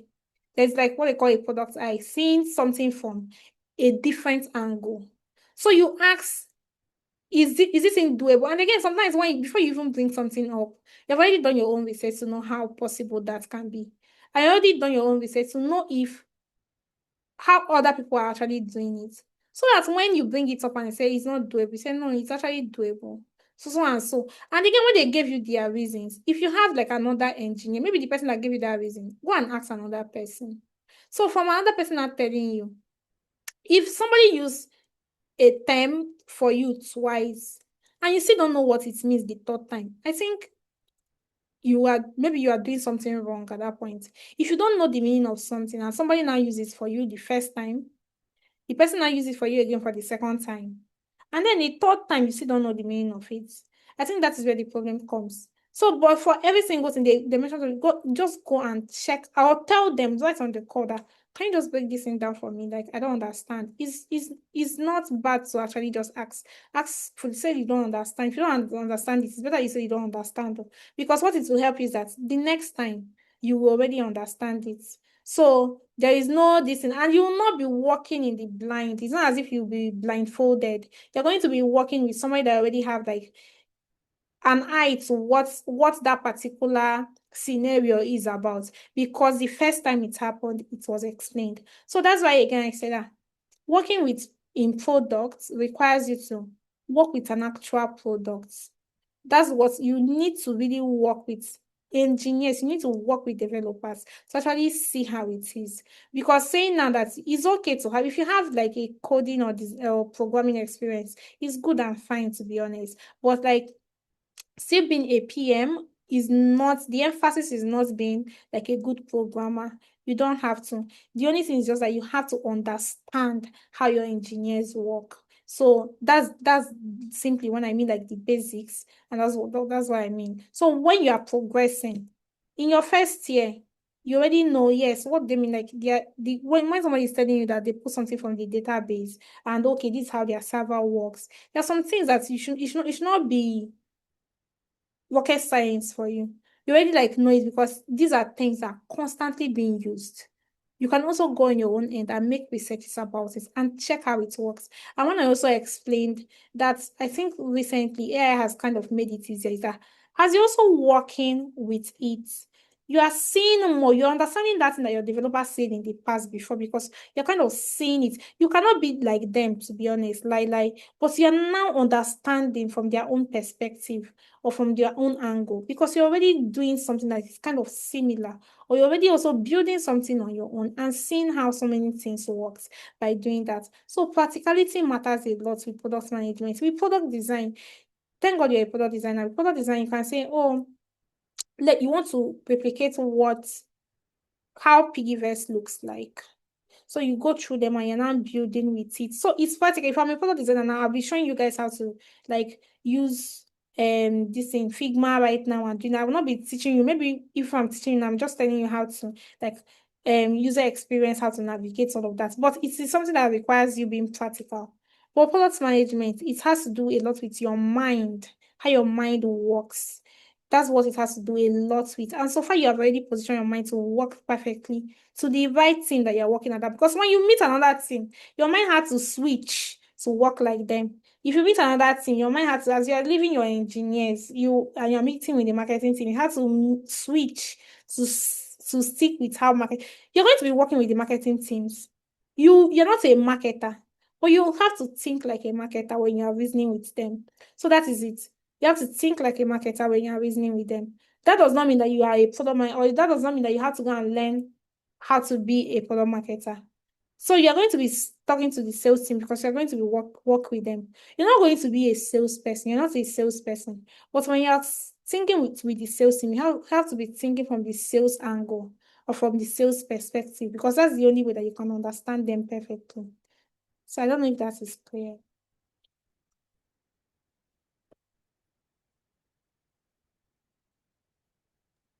Yes. Thank you. All right. Thank you, guys. I don't know if that is all or we have another question. I think I'm already having a cracked voice. All right. But apart from that, thank you so much. I will share Grace, so you can just go through this at any time. And again, if you have like any question, I think like my DM is like open. You also share the. Let me just write my privacy. I think you already Is it? shared.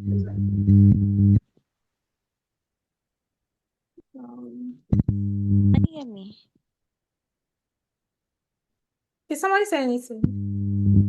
Yes, can you hear me? Yeah, I can hear you. Okay, so I was asking if there's like a community where we Yeah, can. there is. So I think there is a community for Kradle Africa. I don't know, Praise is not here because he should.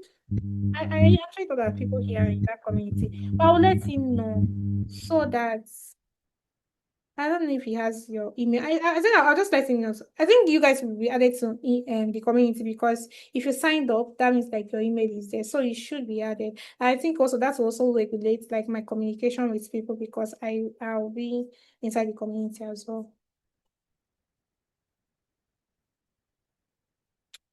All right. All right, thank you. All right. Thank you, everyone. Have an amazing weekend. Bye.